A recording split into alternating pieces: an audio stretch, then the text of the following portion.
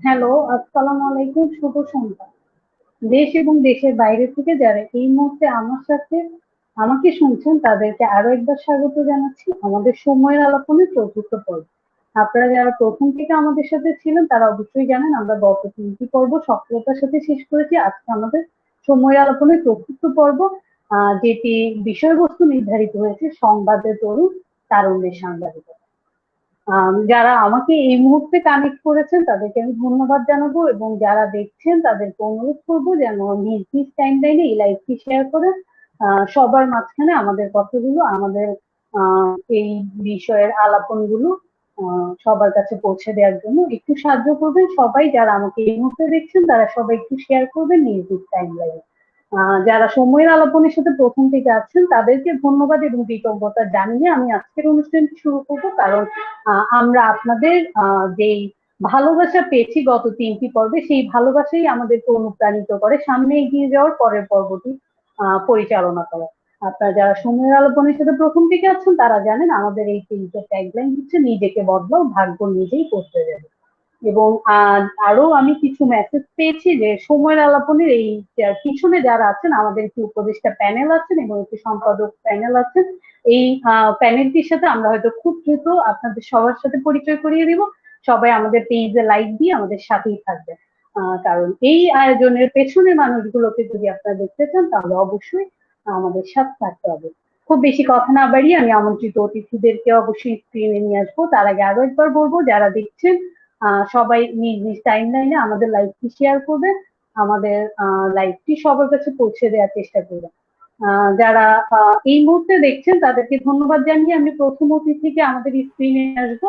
আমাদের প্রথম অতিথি জনাব মোহাম্মদ নুরুল হক, কবি এবং প্রাবন্ধিক, বর্তমানে কর্মরত আছেন বার্তা সম্পাদক হিসেবে রাইজিং বিডি.কম। আসসালামু আলাইকুম, ধন্যবাদ আমাদের সাথে সংযুক্ত হওয়ার জন্য। আপনাকেও ধন্যবাদ। আমি আমাদের পরবর্তী গেস্টকে একটু এখন নিয়ে আসবো স্ক্রিনে। আমাদের পরবর্তী গেস্ট জনাব ইউসুফ আরেফিন, স্টাফ রিপোর্টার আমাদের সময়। আসসালামু আলাইকুম, ধন্যবাদ আমাদের সাথে সংযুক্ত হওয়ার জন্য।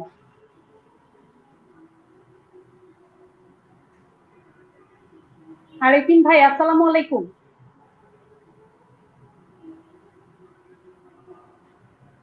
যারা এই মুহূর্তে আমাদের অনুষ্ঠানটি দেখছেন, আমি বলবো যে যেহেতু এটি একটি লাইভ প্রোগ্রাম, যেহেতু আমরা পরিপূর্ণভাবে ইন্টারনেটের উপর নির্ভরশীল, আমাদের টেকনিক্যাল কিছু ডিফিকাল্টিজ অবশ্যই হয়। এটি অনুষ্ঠানের সৌন্দর্য, আমি বলবো এটি কোনো সমস্যা হিসেবে দেখবো না অবশ্যই। আমার মনে হয় যে জনাব ইউসুফ আরেফিন ভাইকে কি আমি কানেক্ট করতে পেরেছি?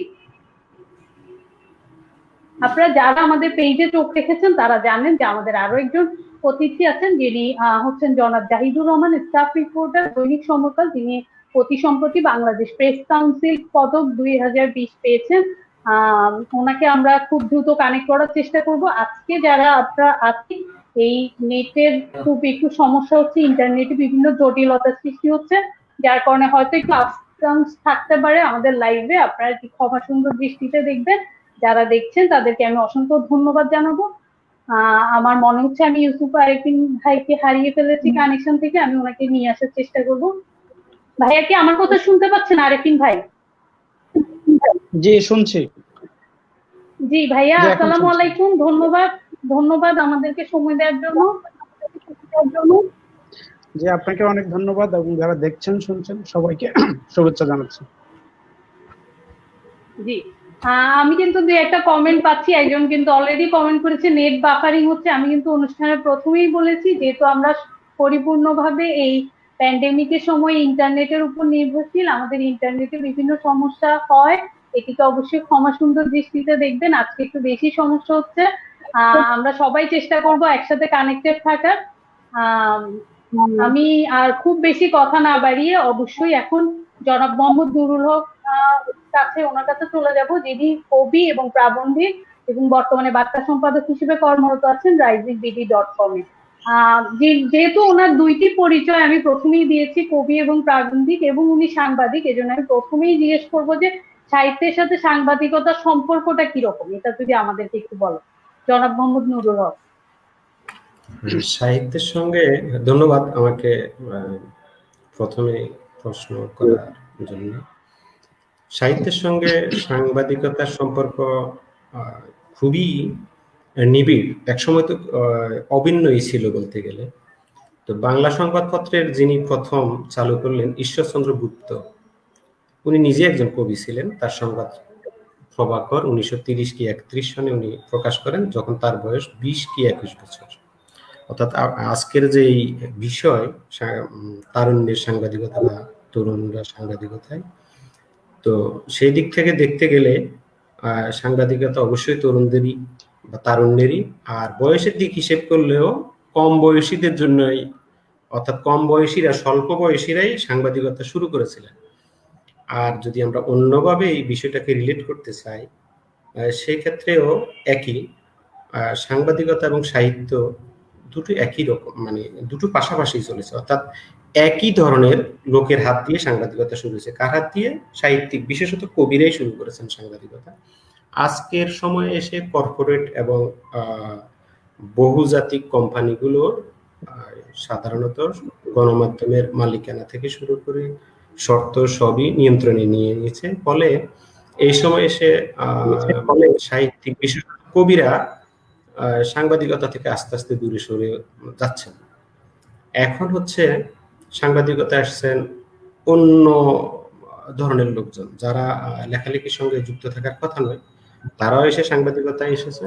এবং সাংবাদিকতায় আসার মূল কারণ হচ্ছে জীবিকা নির্বাহ করা। এখন জীবিকা নির্বাহের জন্য যে কোনো একটি পেশায় আমাকে যেতে হবে। আপনারা হয়তো জানেন অনেকে যে আমি প্রথম আমার কর্মজীবন শুরু হয়েছে কিন্তু আদালত আঙ্গিনে। আমি প্রথমে আইনজীবী সহকারী হিসেবে 1996 সালে কাজ শুরু করি। পরবর্তী সময়ে ল কমপ্লিট করেছি। আমার অবশ্য ব্যাকগ্রাউন্ড হচ্ছে ল, যেটা অনেকে জানে না হয়তো। সাংবাদিকতা আসার পর অনেকে ওই বিষয়টাকে খেয়াল করেনি বা মনে রাখেনি। তো পরবর্তী সময় তখন আমি পাশাপাশি লয়ের পেশা এবং সাংবাদিকতা পাশাপাশি করলাম, বা 10 সালে এসে পুরোপুরি সাংবাদিকতায় থিতু হলাম এবং ল সেকশনটাকে আমি বাদ দিয়ে দিলাম, মানে ওই জগৎ থেকে আমি সরে আসলাম। তো যেটা বলছিলাম যে সাহিত্য এবং সাংবাদিকতা আমার ক্ষেত্রে যেমন, এর আগেও যারা খুব বড় বড় মানে সাংবাদিক বলুন আর সাহিত্যিক বলুন, তারা কিন্তু পাশাপাশি কাজ করেছেন। মনে করেন বাংলাদেশে আব্দুল গাফফার চৌধুরী, বাংলা কথা সাহিত্যে বিশেষ করলে আব্দুল গাফফার চৌধুরী হচ্ছেন প্রথম শ্রেণীর একজন কথা সাহিত্যিক, উপন্যাসিক বা ছোট গল্পকার, এমনকি গীতিকার। ওই যে আমার ভাই রক্তের আঙানে খুশি বই, কিন্তু তিনি সাংবাদিক হিসাবেও অনেক বড় মাপের। মনে করেন আমাদের শামসুর রহমান, উনি সম্পাদক ছিলেন, সাংবাদিক ছিলেন। বাংলা কবিতায় ওনার যে অবদান, এটা স্বীকৃত। এবং নাগরিক চেতনার কবি বলি বা আধুনিক বাংলা কবিতার পুরোদা কবি বলি, বা তাকে আমরা একসময় কবি শ্রেষ্ঠ বলতাম, যাই বলি না কেন। তো এই সাংবাদিকতা এবং কবিতা চর্চা উনি পাশাপাশি করেছেন। এছাড়া ওনার আগে, শামসুর রহমানের আগে আমরা সিকান্দার আবু জাফর, হাসান হাফিজুর রহমান বা আহসান হাবিব অবশ্যই সাহিত্য সম্পাদক ছিলেন, শামসুর রহমান ছিলেন মূল পত্রিকার সম্পাদক। তো এর পরবর্তী সময়ে আরো অনেকে কবিতা, মানে সাহিত্য এবং সাংবাদিকতা পাশাপাশি করেছেন। এই কিছুদিন আগে আমি একজন বড় মাপের কবি এবং সম্পাদকের সঙ্গে কাজ করেছিলাম, সেই 11, 12, 13 সাল 14 সাল পর্যন্ত। কবি আবু হাসান শাহরিয়ার তখন আমাদের সময়ের সম্পাদক ছিলেন, আমি বার্তা সম্পাদক ছিলাম। তো আমি দেখেছি যে সাহিত্য এবং সাংবাদিকতা মানে পাশাপাশি চলতো আগে। এখন হয়তো অনেকটা আপনি দেখবেন যে অনেক কবিতারও সংবাদ মূল্য আছে, অনেক গল্পের সংবাদ মূল্য আছে, আবার অনেক সংবাদেরও সাহিত্য মূল্য থাকে, যদি ওই সংশ্লিষ্ট বা যিনি যেই রিপোর্টার ওই সংবাদটি তৈরি করলেন তার ওই ভাষা দখলে থাকে, তাহলে উনি একটি সংবাদকে, নিছক একটি ছোট্ট ঘটনাকেও সাহিত্য রসে সিঞ্চিত করে সেটাকে সাহিত্য মূল্য দিতে পারেন। ধন্যবাদ।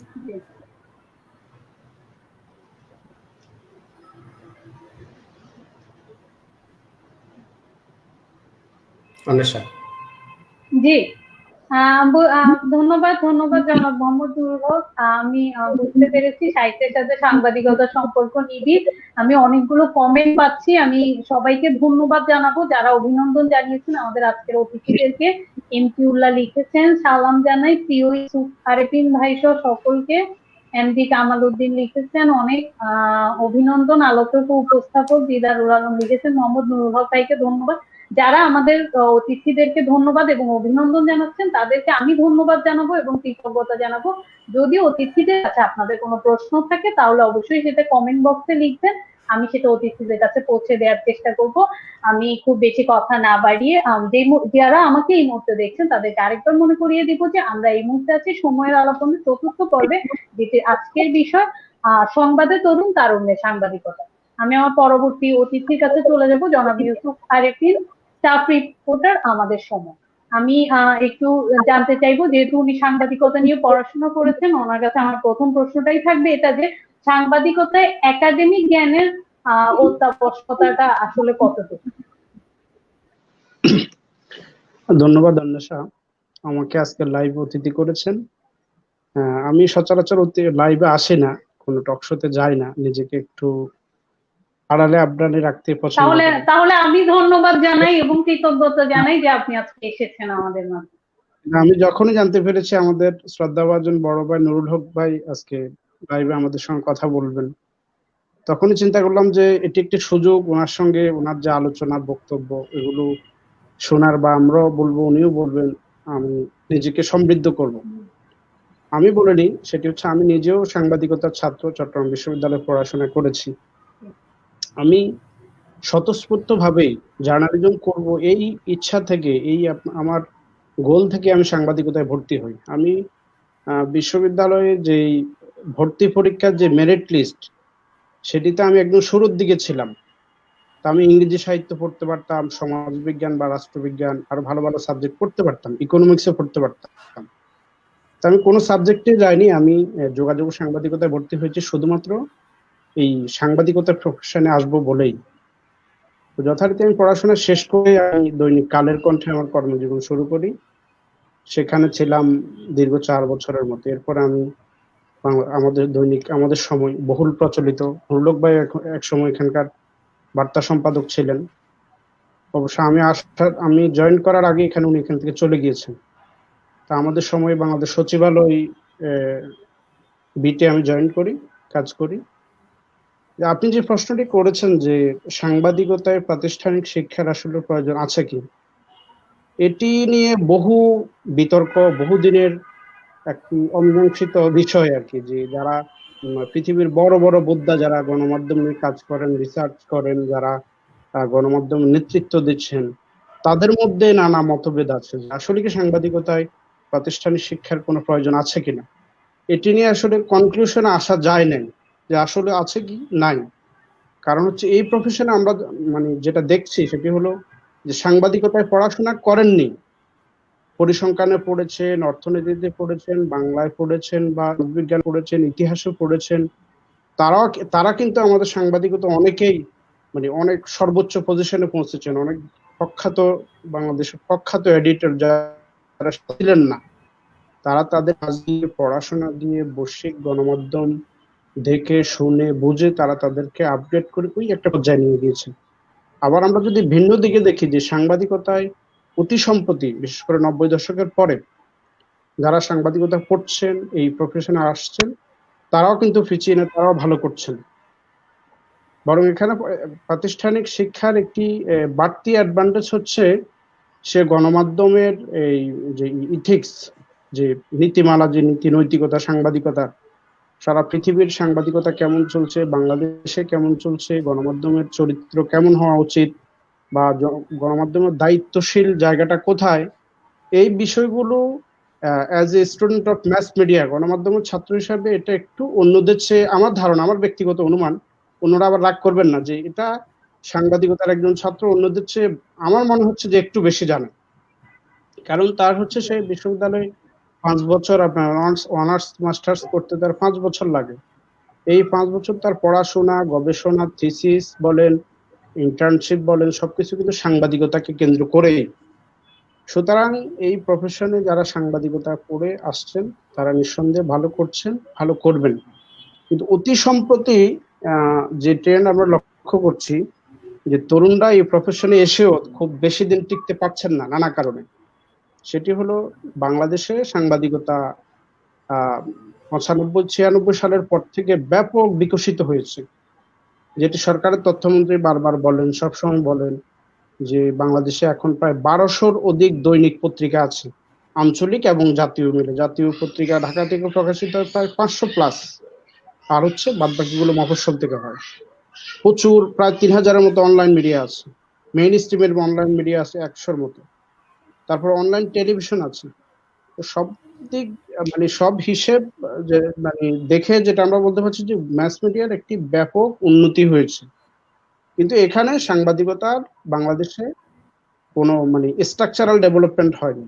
এটি কোনো শিল্প হিসাবে এখন পর্যন্ত এস্টাবলিশড হয়নি। যে সাংবাদিকতা পড়েছে বা অন্য সাবজেক্টে পড়াশোনা সে এখানে সে হতাশ হচ্ছে। এই হতাশার জায়গা থেকে সে একটা সময় হয়তো এই চাকরি ছেড়ে এনজিওতে যাচ্ছে, মাল্টিন্যাশনাল কোম্পানিতে যাচ্ছে বা বেসরকারি অন্য কোনো চাকরিতে চলে যাচ্ছে আর কি। এখানে পড়ে এসেও সে সাংবাদিকতায় না কারণে পরিস্থিতির কারণে বাংলাদেশের মিডিয়ার একটি কঠিন কাল বলবো আমি এটাকে। এই কঠিন সময়ের মধ্যে অনেকে নিজেকে টিকাতে পারছে না। আবার কেউ কেউ এই ধরেন নানা অসুবিধার মধ্যেও, এই নানা দুঃখ দুর্দশার মধ্যেও, এই জরাজীর্ণ এই কঠিন পরিস্থিতির মধ্যে নিজেকে টিকিয়ে রাখছে। আমি এখন পর্যন্ত লেগে আছি, আমি সাংবাদিকতায় পড়েছি, থাকবো। এই হচ্ছে আমার। ধন্যবাদ। ধন্যবাদ জনাব ইউসুফ আরিফিন ভাইয়াকে অসংখ্য ধন্যবাদ যে উনি বলেছেন একাডেমিক জ্ঞানের গুরুত্ব কতটুকু। উনি বলেছেন অবশ্যই একাডেমিক জ্ঞান থাকাটা একটি প্লাস পয়েন্ট। এবং ধন্যবাদ জানাচ্ছি যারা এই মুহূর্তে আমার সাথে আছেন সময়ের আলাপনের চতুর্থ পর্বে, যেটির আজকের বিষয় সংবাদের তরুণ, তারুণ্যের স্বাধীনতা, তারুণ্যের সাংবাদিকতা। যারা এই মুহূর্তে আমাকে লাইভে দেখছেন, আমি তাদেরকে অবশ্যই অনুরোধ করবো যেন নিজ নিজ টাইম লাইনে লাইভটি শেয়ার করে আমাদের আমন্ত্রিত অতিথিদের কথাগুলো সবার মাঝে পৌঁছে দেওয়ার জন্য আমাদেরকে সাহায্য করবেন। এবং আমাদের আরেকজন আমন্ত্রিত অতিথি, ওনাকে আমরা কিন্তু এখনো টেকনিক্যাল ডিফিকাল্টিসের কারণে ওনাকে এখনো আমরা কানেক্ট করতে পারিনি। আমরা ওনার জন্য অপেক্ষা করছি, অবশ্যই ওনার কথাও শুনবো। যে দুইজন আমন্ত্রিত অতিথি এই মুহূর্তে আমার সাথে আছেন, ওনাদের কথাও শুনবো, ছোট ছোট করে উত্তর শুনবো, যেন আমার দর্শকরা বিরক্ত না হয় এবং শুনতে ভালো লাগে সবার। অনেকগুলো কমেন্ট পেয়েছি, আমি দু একটা কমেন্ট যদি পড়ি। আনোয়ার মন্টু লিখেছেন, উপস্থাপক এবং আলোচকদের প্রতি অভিনন্দন, ভালোবাসা জানিয়েছেন সবাই, অনেকেই জানিয়েছেন। এসজেডএম ওমর ফারুক লিখেছেন অভিনন্দন আমাদের সাংবাদিকতার 3 যুব তারকাকে। যদিও একজনকে আমরা এখনো পাইনি, তবুও ধন্যবাদ। আবু কাসেম ধন্যবাদ দিয়েছেন, মোহাম্মদুল্লাহ সবাই ধন্যবাদ দিয়েছেন, আব্দুল্লাহ মামুন, মোহাম্মদ হামাদুদ্দিন সবাই অভিনন্দন ধন্যবাদ জানাচ্ছেন। ধন্যবাদ। আমি একটি প্রশ্ন পেয়েছি, মোহাম্মদ কামাল উদ্দিন লিখেছেন বাংলাদেশের সাংবাদিকতার চ্যালেঞ্জ ও সুযোগ কতটুকু তরুণ প্রজন্মের জন্য। আচ্ছা, এই প্রশ্নটার উত্তর আমি মোহাম্মদ নুরুল হক জনাব মোহাম্মদ নুরুল হকের কাছ থেকে নিব। আর কোনো প্রশ্ন কি আছে? এমটি উল্লাহ লিখেছেন মানবাধিকার প্রতিষ্ঠায় নাগরিক সাংবাদিকতা বাস্তবিক অর্থে কতটুকু কার্যকর ভূমিকা রাখতে পারে। আচ্ছা, অনেকগুলো প্রশ্ন পাচ্ছি, ধন্যবাদ সবাইকে যারা প্রশ্ন করছেন আমাদের সাথে আছেন। আমাদের এই তারকা, একটু আগে একজন বলেছেন যে 3 তারকাকে আমাদের মাঝে পেয়েছি, এই জন্য আমরাও খুব আনন্দিত। আমি খুব বেশি কথা না বলে জনাব মোহাম্মদ নুরুল হক ওনার কাছে যাব। উনি যে মোহাম্মদ কামাল উদ্দিন স্যার যে প্রশ্নটি করেছেন যে বাংলাদেশের সাংবাদিকতা চ্যালেঞ্জ ও সুযোগ কতটুকু তরুণ প্রজন্মের জন্য, এই প্রশ্নটার উত্তর যদি উনি একটু দেন আমাদেরকে। আমরা ধন্যবাদ, আবার আপনাকে ধন্যবাদ। বাংলাদেশের সাংবাদিকতার চ্যালেঞ্জ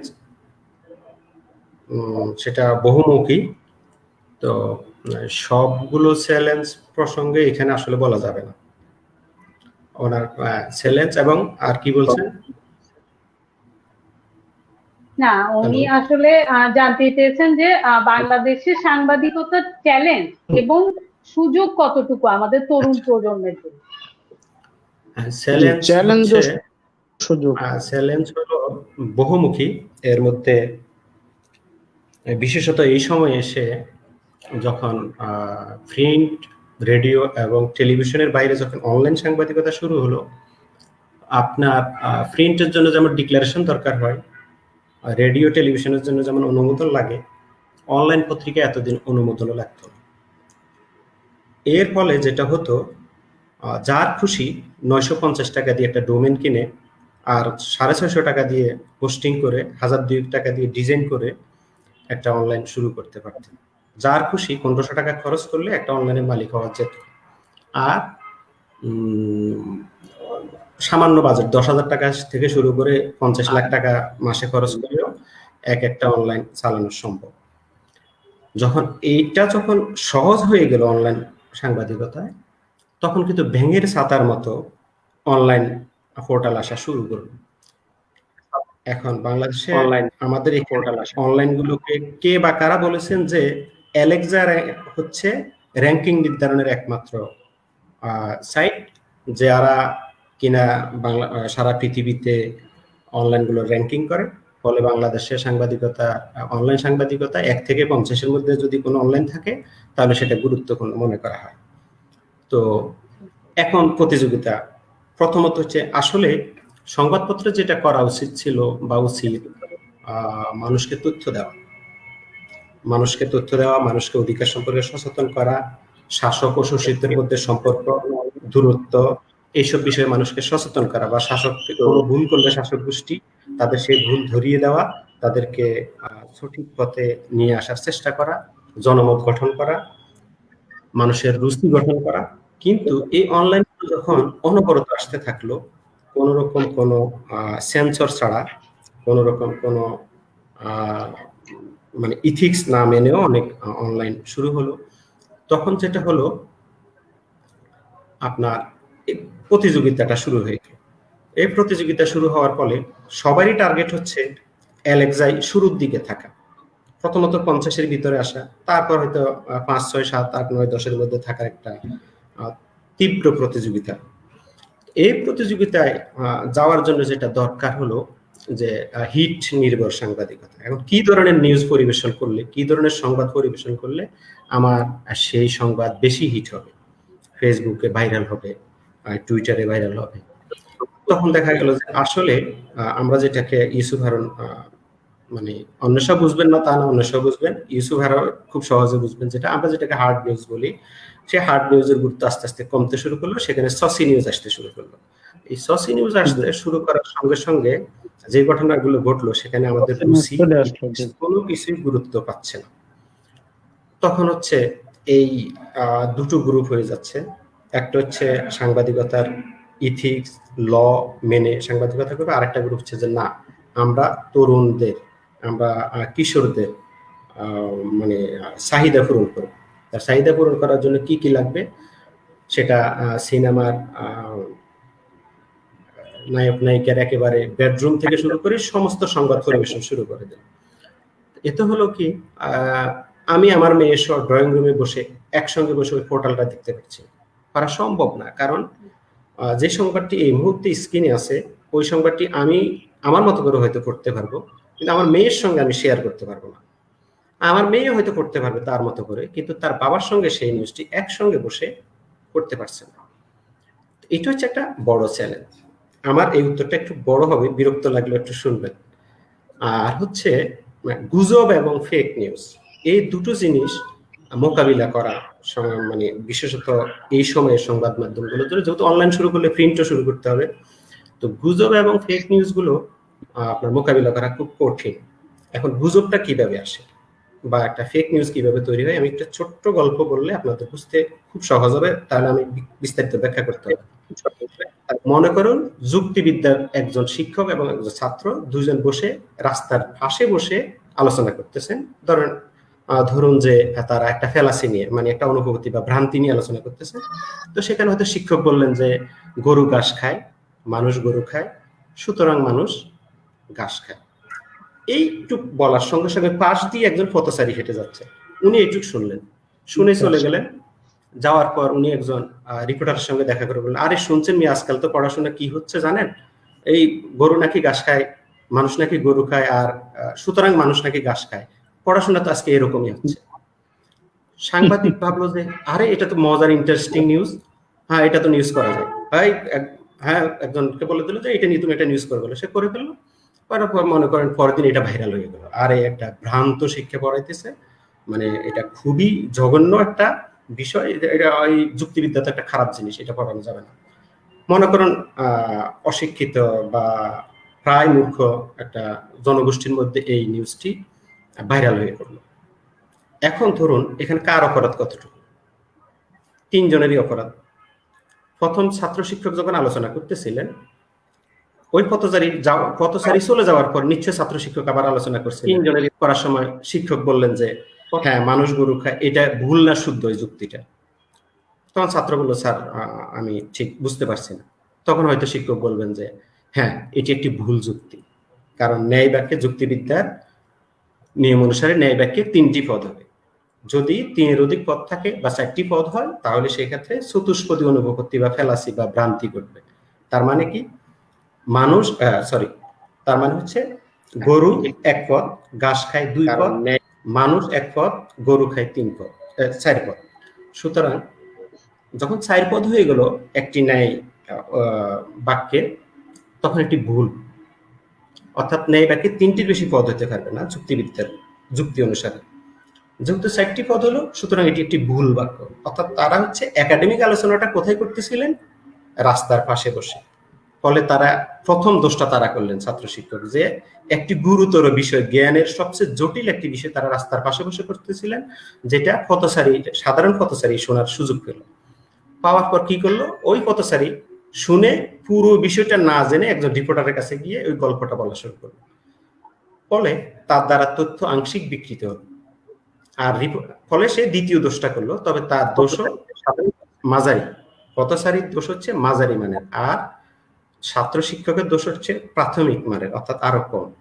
কিন্তু রিপোর্টার যেটা করলেন, সবচেয়ে বড় দোষটা করলেন উনি একটি ফেক নিউজ, তবে একটি গুজব, ফেক নিউজ মানে একটি ফেক তথ্যকে, অর্ধসত্যকে, অসম্পূর্ণ সত্যকে মানে তথ্যকে উনি নিয়ে রিপোর্ট করতে গিয়ে পুরো সমাজে একটা বিশৃঙ্খলা তৈরি করে দিলেন। অর্থাৎ এইভাবে আমি বলতে চাইলাম যে এইভাবে একটি ফেক নিউজের জন্ম হয়, আর এটা গুজব আকারে ছড়িয়ে পড়ে। মানে আমি সমাজে কি কি অসঙ্গতি ঘটে ডিটেলস বললাম না, আপনারা বুঝে নেবেন যে এই সমাজে কি কি ঘটতে পারে এই ধরনের। অর্থাৎ প্রত্যেকটা ঘটনায় এভাবে বিকৃত হয়ে মানুষের কাছে পৌঁছায়। কার মাধ্যমে পৌঁছায়? আমাদের মতো যারা আমরা সাংবাদিক, আমাদের মাধ্যমে পৌঁছায়। অথচ আমাদের উচিত ছিল, এখানে রিপোর্টারের উচিত ছিল যেই ইনফরমার এসে তাকে ইনফরমেশনটা দিল যে এই ঘটনা ঘটছে, তাকে সঙ্গে নিয়ে ওইখানে যাওয়া, যে কারা এই আলোচনা করতেছে দেখি, তাদের বক্তব্য শোনা, অথবা বাজার থেকে একটি যুক্তিবিদ্যার বই এনে পুরোটা পড়ে দেখা যায় আসলে এটা কি। রিপোর্টার এই করলেন না, কিছুই করলেন না, উনি শোনা মাত্র একটি বক্তব্য এনে উপস্থাপন করে প্রকাশ করে দিলেন, ফলে পরদিন এটা ভাইরাল হয়ে গেল। আমাদের এই সময় গণমাধ্যমের সবচেয়ে বড় ঝুঁকি, চ্যালেঞ্জ হচ্ছে এই ফেক ঘটনা এবং গুজবকে ট্যাকেল দেওয়া, মোকাবিলা করা। আর যেহেতু গণমাধ্যমের প্রতি মানুষের আস্থা বাড়ুক বা না বাড়ুক, আগ্রহ বেড়েছে, তথ্যের অবাধ তথ্য প্রবাহের যুগে গণমাধ্যমের গুরুত্ব বেড়েছে। এই বাড়ার কারণে জীবিকা নির্বাহেরও একটি পথ এই গণমাধ্যম, সেটা টেলিভিশন হোক, রেডিও হোক, বা প্রিন্টেড সংবাদ মাধ্যম হোক, অথবা অনলাইন হোক। ফলে এই ক্ষেত্রে মানে এই জগতে তরুণদের অংশগ্রহণের সুযোগ অনেক বেশি। তবে সেই অংশগ্রহণ যেন সততার সঙ্গে হয়, নিষ্ঠার সঙ্গে হয়, সংবাদ যেন বস্তুনিষ্ঠ হয়, এই সাধনাটা আমাদের থাকা উচিত। ধন্যবাদ। জি জি, ধন্যবাদ জনাব মোহাম্মদ নুরুল হককে এত সুন্দর করে আমাদেরকে বিশ্লেষণধর্মী একটা উত্তর দেওয়ার জন্য। কিন্তু আমি বলছি যে আমরা ছোট ছোট উত্তর নিব, ছোট ছোট উত্তর শুনতে আমাদের দর্শকরা বেশি পছন্দ করেন, খুব লম্বা কথা শুনতে পছন্দ করেন। কিন্তু আমি আজকে অনেক বড় বড় কমেন্ট পাচ্ছি, কমেন্ট গুলো তো একটু ছোট করে পড়তে হবে আমাকে, যেহেতু সবাই বড় বড় করে কমেন্ট লিখছেন। এজেডএম ওমর ফারুক লিখেছেন, চবির আমার প্রিয় অনুজ ইউসুফ আরেফিন, আমার একই গ্রামের পছন্দের অনুজ মোহাম্মদ নুরুল হক, এবং চিন্তা চেতনায় আমার পছন্দের ছোট ভাই জাহিদুর রহমান। আচ্ছা, সবার জন্য দোয়া এবং শুভকামনা জানিয়েছেন উনি, ধন্যবাদ ধন্যবাদ।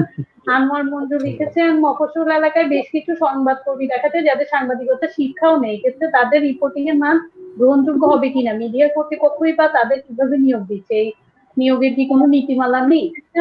আচ্ছা ঠিক আছে, এই প্রশ্ন তিনজনের কাছেই উনি করেছেন। এই প্রসঙ্গে জনাব মোহাম্মদ লোক একটু আগে আমাদেরকে বলেছেন, ফারুক বিন কাসিম লিখেছেন ইউসুফ আরিফিন ভাইকে এলাকায় কম পাই, আরো বেশি কার্যক্রমে সম্পৃক্ত হবে।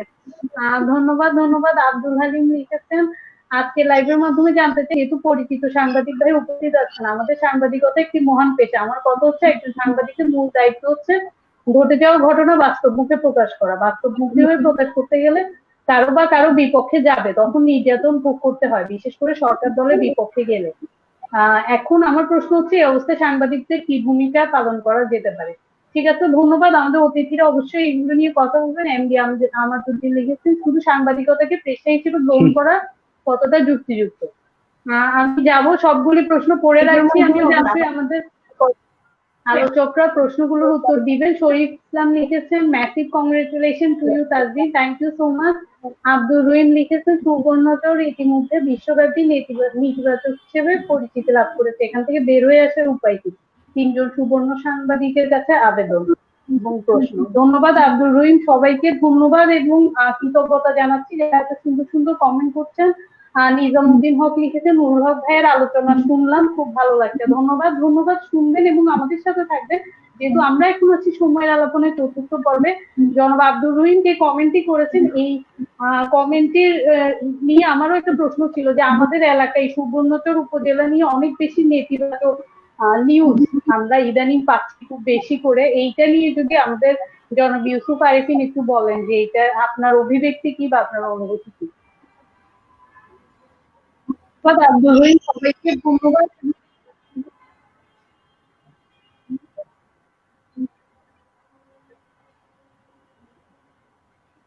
আরিফিন ভাই,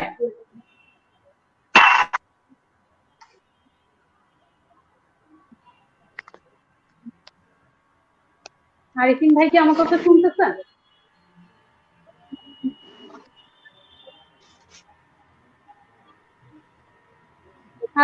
আমরা আমাদের তৃতীয় অতিথি জনাব জাহিদুর রহমানকে আমাদের স্ক্রিনে অলরেডি পেয়ে গেছি। ওনাকে অবশ্যই কানেক্ট করতে একটু টেকনিক্যাল সমস্যা ছিল।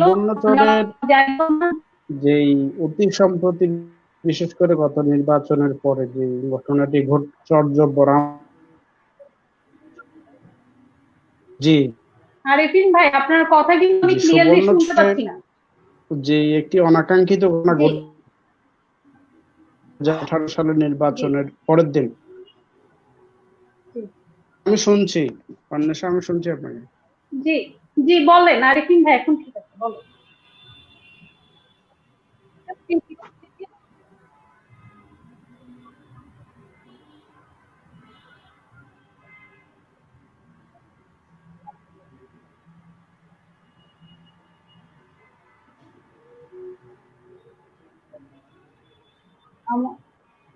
আমি কিন্তু আরিফিন ভাইয়ের কথাগুলো ক্লিয়ারলি বুঝতে পারছি না। আমার মনে হয় ওনার সাইড থেকে কোনো প্রবলেম হচ্ছে। আমি আরিফিন ভাইকে একটু বলবো যে রিকানেক্ট করার চেষ্টা করতে। আমি কিন্তু ওনার কথাগুলো শুনতে পাচ্ছি না। জি অন্বেষা, আমি শুনছি আপনাকে। জি জি ভাই, এখন যদি একটু যে ব্যাপারটি নিয়ে একজন সুবর্ণচরের যেই নেতিবাচক খবরের জন্য আমরা সমালোচিত এখন, এটি আসলে পুরো বাংলাদেশে ঘটে। এগুলো সরকারের মন্ত্রীরা বলে, তখন আমরা এই ধরনের কথা কেন বলেন? যেগুলো অতীতেও ঘটেছে, সারা দেশে ঘটে, পৃথিবীর অন্যান্য দেশে ঘটে। আসলে আমরা কখনোই চাই না যে আমাদের প্রিয় সুবর্ণভূমিতে বা সুবর্ণচরে পুরো বাংলাদেশের কোথাও এরকম বর্বর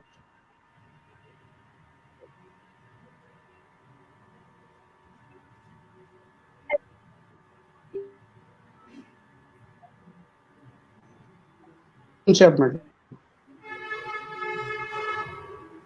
জি, সেটি হলো যে নেতিবাচক খবরের জন্য আমরা বাংলাদেশ ব্যাপী পরিচিত। ইভেন পৃথিবীর অন্যান্য দেশের বড় বড় গণমাধ্যম সুবর্ণচরের বিষয়টি নিয়ে খবর হয়েছে। এজন্য আসলে আমরা লজ্জিত এবং খুবই মর্মাহত, দুঃখিত যে সুবর্ণচরের মতো প্রকৃত উপজেলা আমাদের শিক্ষা বলেন, সংস্কৃতি বলেন, সাংবাদিকতায় বলেন, পাবলিক বিশ্ববিদ্যালয়ে আজকে আমাদের প্রায় 7-8 জন টিচার আছে।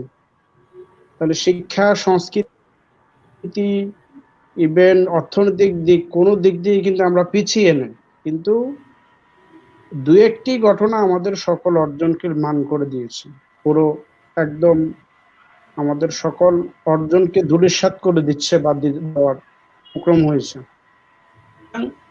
যিনি প্রশ্ন করেছেন যে এই পরিস্থিতি থেকে বের হইতে হবে কিভাবে, এই পরিস্থিতি থেকে বের হইতে হলে যে আমাদের সুবর্ণচরে গত 1 দশকে, গত 1 যুগে যেটা দেখেছি সেটি হলো রাজনৈতিক দুর্বৃত্তায়নের একটা উত্থান ঘটেছে। আমি এখানে কোনো ব্যক্তিমহল, কোনো বিশেষ দলকে ইঙ্গিত করে বলছি না, কিন্তু সুবর্ণচরে গত 12 যেটি হলো সেটি হলো দুর্বৃত্তের চরম উত্থান ঘটেছে। এই উত্থানের ফলে কিন্তু এই সমস্ত অনাকাঙ্ক্ষিত ঘটনাগুলো ঘটছে। এখন রাজনৈতিক দুর্বৃত্তায়ন কাদের প্রশ্রয়ে ঘটেছে, কারা এগুলোর পিছনে নেতৃত্ব দিচ্ছেন, কারা প্রশ্রয় দিচ্ছেন, এগুলো আমরা আপনারা সবাই জানেন। ইভেন যারা রাজনীতি করেন, যারা রাজনীতি করেন না, বিভিন্ন শ্রেণী পেশার সকল মানুষ বিষয়গুলো জানেন, কিন্তু কেউ এগুলোর বিপক্ষে কথা বলার মতো সেই পরিস্থিতি হয়তো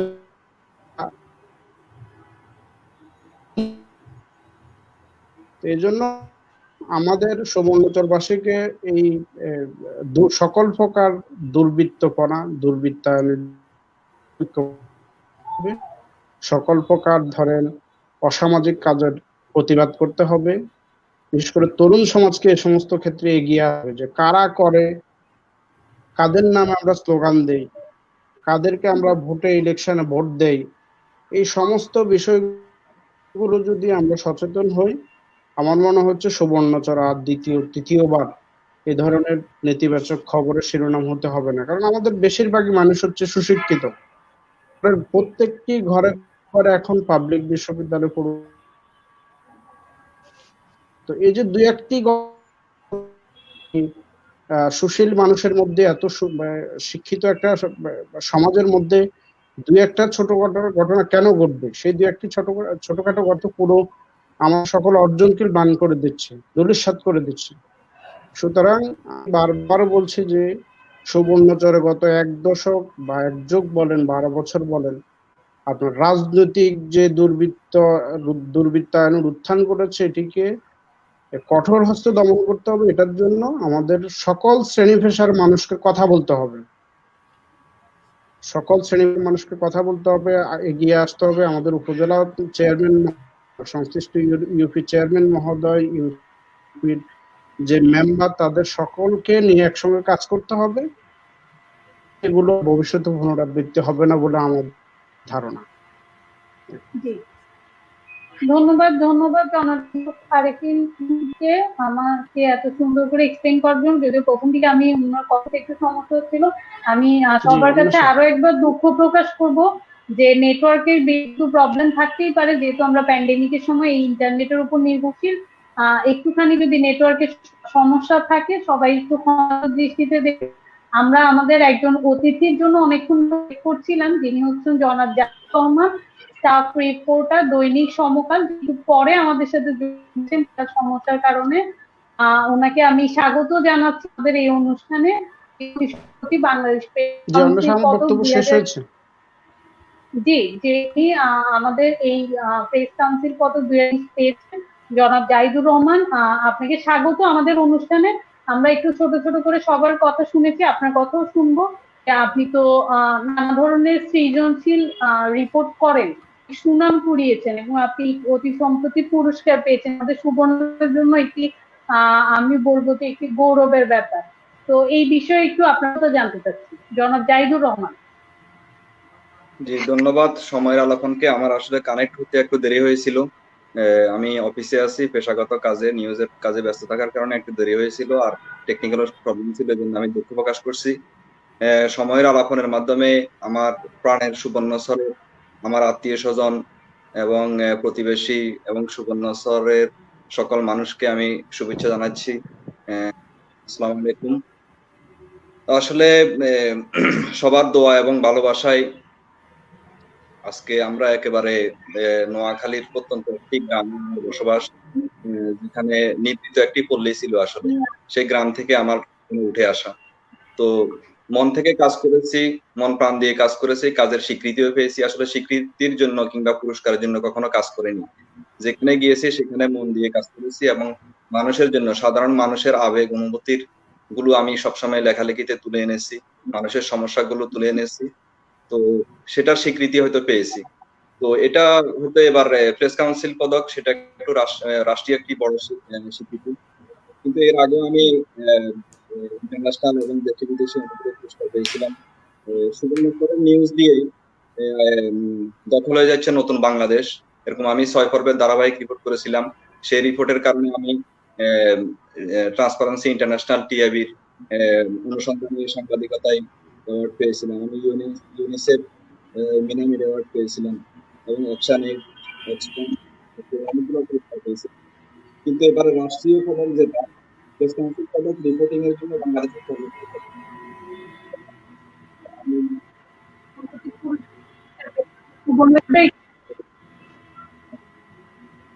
এটা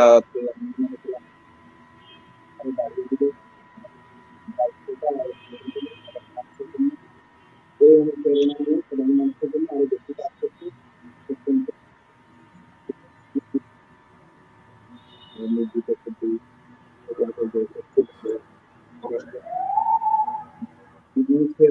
কথাগুলো আরো বেশি তুলে ধরার চেষ্টা সবার কাছে দেওয়া আছে।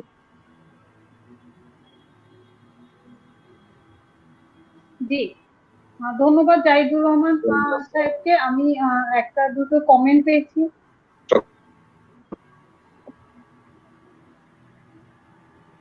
আমি যদি একটা দুটো কমেন্টে যাই, যেমন একজন বলেছেন, হক ভাই বগুড়াতে পাওয়া লেখক চক্রের পুরস্কার সম্পর্কে আপনার অনুভূতি জানতে চাই। জি, আমি অবশ্যই ওনার কাছে যাবো। এমকিউল্লাহ লিখেছেন, ধন্যবাদ ইউসুফ আরেফিন ভাই প্রিয় সত্য তুলে ধরার জন্য। আনোয়ার মঞ্জু লিখেছেন, অযোগ্যদের ক্ষমতায়নই সুবর্ণচরের মূল সমস্যা। ধন্যবাদ যারা এই মুহূর্তে আমার সাথে আছেন সময়ের আলাপনের চতুর্থ পর্বে, সবাইকে ধন্যবাদ এবং কৃতজ্ঞতা আবারও প্রকাশ করবো এবং অনুরোধ করবো যে এই লাইভটি একটু আপনাদের টাইমলাইনে শেয়ার করে এই প্রশ্নগুলোর উত্তর বা আমাদের যে 3 সুবর্ণ তারকা রয়েছেন, আমি বলবো সাংবাদিক তারকা, ওনাদের কথাগুলো একটু পৌঁছে দিবেন সবার কাছে। যারা এই মুহূর্তে দেখছেন তাদেরকে আমি আবারও জানাই যে আমাদের আজকের বিষয় সংবাদে তরুণ তারুণ্যের স্বাগত। আমি জনাব মোহাম্মদ ওনার কাছে যাব, যেহেতু একজন ওনার পুরস্কার পাওয়ার অনুভূতি জানতে চেয়েছে, ওটাও জানবো। এবং আমি একটু জানতে চাই যে ভাইয়ার কাছে, আপনার যে বেড়ে ওঠার এই আজকে পর্যন্ত যে বেড়ে ওঠা, এটার পেছনে এমন কেউ কি আছে যাকে আজকে মানে আপনি সম্মান জানাতে চান বা যার কথা বারবার আপনার মনে হয়? ধন্যবাদ। আমার বেড়ে ওঠা মূলত আমি আমার কাকার কাছে বড় হয়েছি। আপনারা জানেন আমার কাকা আবুল কালাম আজাদ, তো আমি ওনার কাছে ছোটবেলা থেকে বড় হয়েছি, ওই বাড়িতে। তো আমার বেড়ে ওঠা বা আমার এই যে বেড়ে ওঠা বলতে যদি আমি লেখালেখি কেন্দ্রিক বলি, তাহলে আমার ভিতরে লেখালেখির যে বীজটি মনের অজান্তে আমার কাকাই বপন করেছিলেন। সেটা কিরকম? সেটা হচ্ছে কাকা তো বাড়িতে থাকতেন না, প্রায় চট্টগ্রাম থাকতেন। আসার সময় এক ব্যাগ ম্যাগাজিন নিয়ে আসতেন, সেখানে শিল্প সাহিত্যে নানা বিষয় থাকতো। আমি ওই পাঠ্য বইয়ের ভিতরে ঠিক মাঝখানে রেখে ওই ম্যাগাজিন গুলো, কাকা বা বাবা মনে করতেন যে আমি তো পাঠ্য বই পড়তেছি, আসলে কিন্তু তা না, আমি বসে বসে ওই ম্যাগাজিন গুলি পড়ছিলাম। তো পড়তে পড়তেই আমার ওই লেখালেখির প্রতি আগ্রহ জন্মালো। তো আজকে এই অনুষ্ঠান থেকে আমি মূলত আমার কাকাকে শ্রদ্ধা জানাতে চাই।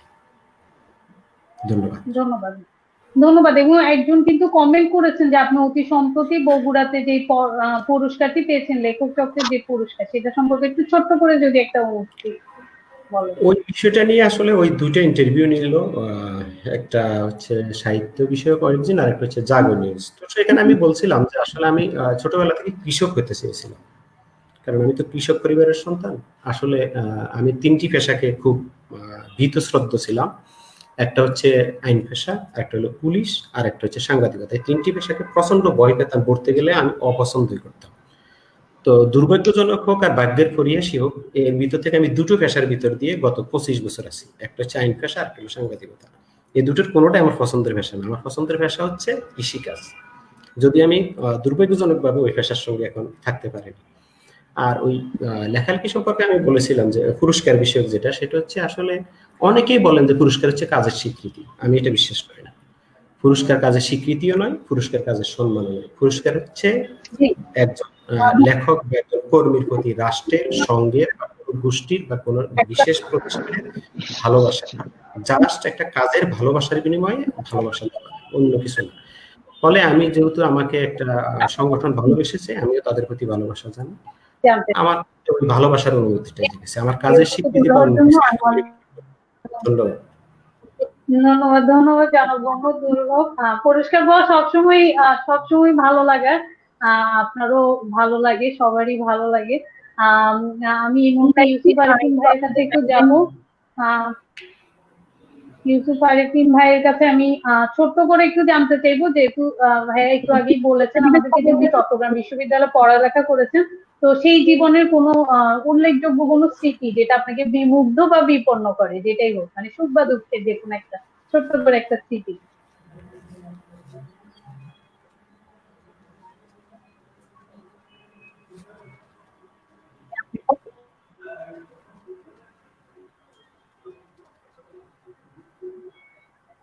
জনাব ইউসুফ আরিফিন, আপনি কি শুনতে পাচ্ছেন আমাকে? আরিফিন ভাইয়ের নেট কানেকশন আছে, একটু সমস্যা করছে, আমরা একটু ওয়েট করি ওনার কথা বলুন। আরিফিন ভাইয়ের নেট দুর্বল। না, আরিফিন ভাইয়ের নেটে একটু সমস্যা করে ওনার কথাগুলো শোনা যাচ্ছে না।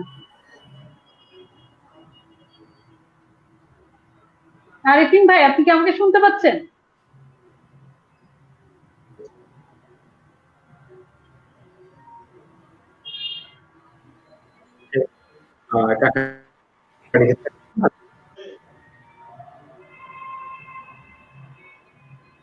আমি কিন্তু আরিফিন ভাইকে শুনতে পাচ্ছি না। আমি আমাদের বাকি দুইজন অতিথিকে আরিফিন ভাইকে শুনতে পাচ্ছেন? আমার মনে হয় না, ওনার নেট কানেকশন একটু সমস্যা। ঠিক আছে, আমরা জাহিদুর রহমান ভাইয়ের কাছে যাব, যেহেতু উনি একটু আমাদের সাথে ডিসকানেক্টেড আছেন। সমস্যা নেই, আমরা সবার কথা ছোট ছোট করে শুনবো। জাহিদুর রহমান ভাই যেহেতু পরে এসেছেন, ওনার কাছে আমি একসাথে কয়েকটা প্রশ্ন হয়তো করতে পারি। যেমন ভাইয়া, আপনি যদি একটু বলেন যে আপনার পত্রিকার স্লোগান হচ্ছে অসংকোচ প্রকাশের দুরন্ত সাহস। এই নজরুলের এই বাণীটা কি আপনারা আসলে অনুসরণ করেন? জি, ধন্যবাদ। সমকালের আসলে সম্পাদক প্রয়াত গোলাম সারোয়ার, তিনি বাংলাদেশের একজন প্রথিতযশা সাংবাদিক, সুনামধন্য একজন সাংবাদিক। তিনি পত্রিকাটির প্রতিষ্ঠাতা সম্পাদক দৈনিক সমকালের। তো এই স্লোগানের সঙ্গে পত্রিকার, এটা একটা স্লোগান, কিন্তু সবসময় যে একেবারে এই স্লোগানকে ধরে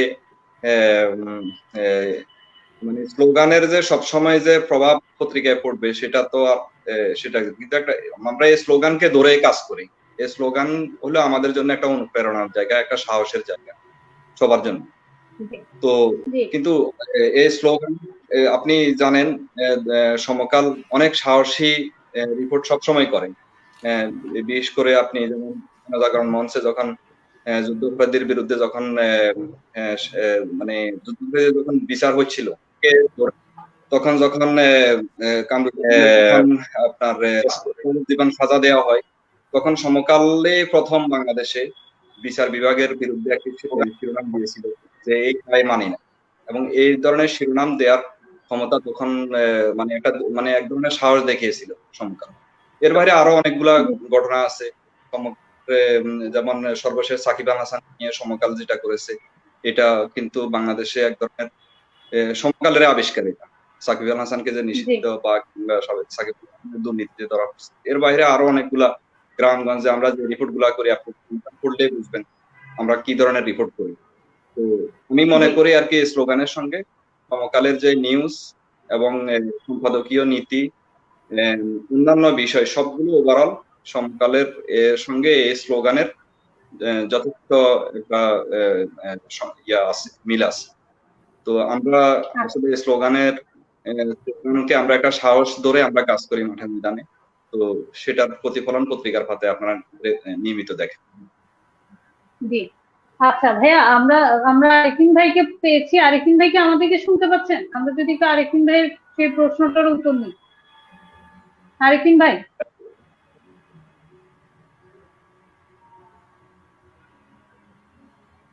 আরেফিন ভাইকে যদি আমি কানেক্ট করতে না পারি, তাহলে আমি জাহিদুর রহমান ভাইয়ের কাছে আরো একবার যাবো, কারণ ওনাকে আমরা যেহেতু একটু পরে পেয়েছি, ওনার কাছে আরো দুই একটা প্রশ্ন তো অবশ্যই থাকবে, যেটি জনাব মোহাম্মদ নুরুল হক আমাদেরকে একটু বিশ্লেষণ করে বলেছেন। জাহিদুর রহমান ভাই ছোট করে বলবেন যে তরুণদেরকে কি এই পেশায় ডাকতে চান?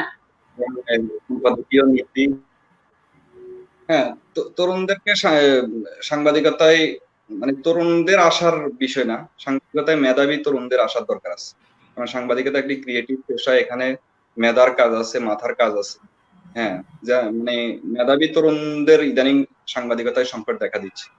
কারণ আপনি জানেন এই যে করোনাকালীন সময় থেকে শুরু করে এবং এর আগ থেকে বাংলাদেশের সাংবাদিকতা একটি বড় ধরনের সংকট দেখা দিচ্ছে। আমি চাইলেও অনেক কিছু লিখতে পারছি না, নানা ধরনের সমস্যার ভিতরে আছে, অর্থনৈতিক টানাপোড়েন আছে, চাকরি হারানোর ঝুঁকি থাকে, তারপরে আপনার আপনি অন্যান্য নানা ধরনের সংকট তৈরি হইতে পারে, যেটা নানা ধরনের সংকট প্রতিনিয়তই আসে এবং এটা চ্যালেঞ্জিং পেশা, ঝুঁকিপূর্ণ পেশা। তো এটা মাথায় রেখে যদি কেউ যদি আসতে চায় তাহলে আসতে পারে, কিন্তু আপনাকে আগে স্থির করতে হবে আপনি এই ঝুঁকিগুলো আপনি মাথায় নেবেন কিনা। এখন আমি যদি মনে করি যে আমি 9টা 5টা অফিস করবো, তাহলে আমার সাংবাদিকতায় আসার দরকার নেই। আমি যদি মনে করি যে আমার সাংবাদিকতায় আমার রিল্যাক্স থাকবে, তাহলে আমি এই পেশায় আসার দরকার নেই। কারণ সাংবাদিকতা আপনি ধরে নিতে হবে, এখানে কোনো রিল্যাক্স নাই, এখানে কোনো আপনি আপনার জীবন যাপন কোনো বিলাসবহুল জীবন যাপন হবে না। আপনি এইসব মাথায় নিয়ে আপনার রাত দিন বলতে কিছু থাকবে না, 24 ঘন্টা এখানে আপনি দায়িত্ব পালন করবেন। এই ধরনের সবকিছু মাথায় রেখে যদি মনে করেন সাংবাদিকতায় আসার, তাহলে মেধাবী তরুণদের আসা দরকার। কারণ বাংলাদেশে এখন সাংবাদিকতা এক ধরনের সংকট দেখা দিয়েছে।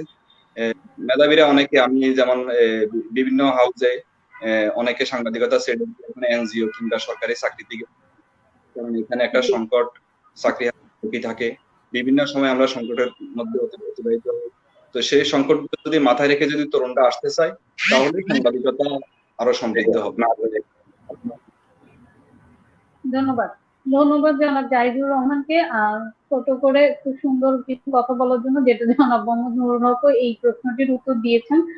আচ্ছা, আমরা কিন্তু অনুষ্ঠানের প্রায় শেষ পর্যায়ে চলে এসেছি। যারা এই মুহূর্তে আমাকে দেখছেন তাদেরকে আরো একবার বলবো যে আমরা সময়ের আলোপনের 4র্থ পর্বে আছি, যেটি আজকের বিষয় সংবাদে তরুণ, তারুণ্যের সাংবাদিকতা। এবং অনেকেই লিখছেন যে আমাদের সুবর্ণচরের গর্ব, সুবর্ণচরের গর্বিত সাংবাদিকরা আমাদের সাথে আছেন। আমি ওনাদের কমেন্টের সাথে একমত যে আমরা অনেক গর্বিত এবং কৃতজ্ঞ যে ওনারা আমাদেরকে সময় দিয়েছেন। আমি একটু জনাব মোহাম্মদ নুরুল হক ওনার কাছে যাব, ছোট করে একটু নিব যে কোন পরিচয়টাতে ভাইয়া বেশি স্বাচ্ছন্দ্য বোধ করেন, কবি, প্রাবন্ধিক নাকি সাংবাদিক? একদম ছোট করে একটু উত্তর নিব। আসলে সাধারণত আমাদের বা আমার সমসাময়িক যারা, তারা সাধারণত কবিতা লিখলে অন্য যাই থাকুক না কেন সাধারণত কবি পরিচয়টাই দিতে পছন্দ করে। তো আচ্ছা, তাহলে এই কবি, আপনিও এটা পছন্দ করেন, তাহলে আমি বলবো কবিতা চর্চা। আমি ঠিক কবি পরিচয় পছন্দ করি না, এটার অনেকগুলো কারণ আছে। তো আমি সাধারণত আমি নিজে না, আমাকে আমার সমসাময়িক যারা আছে তারা প্রাবন্ধিক হিসেবে বেশি করে চিনে, এবং কবি হিসেবে আমার নামটা পরে আসে, প্রথমে প্রাবন্ধিক আসে তারপরে কবি আসে। ফলে আমি ওই বিষয়টাকে অন করি আসলে।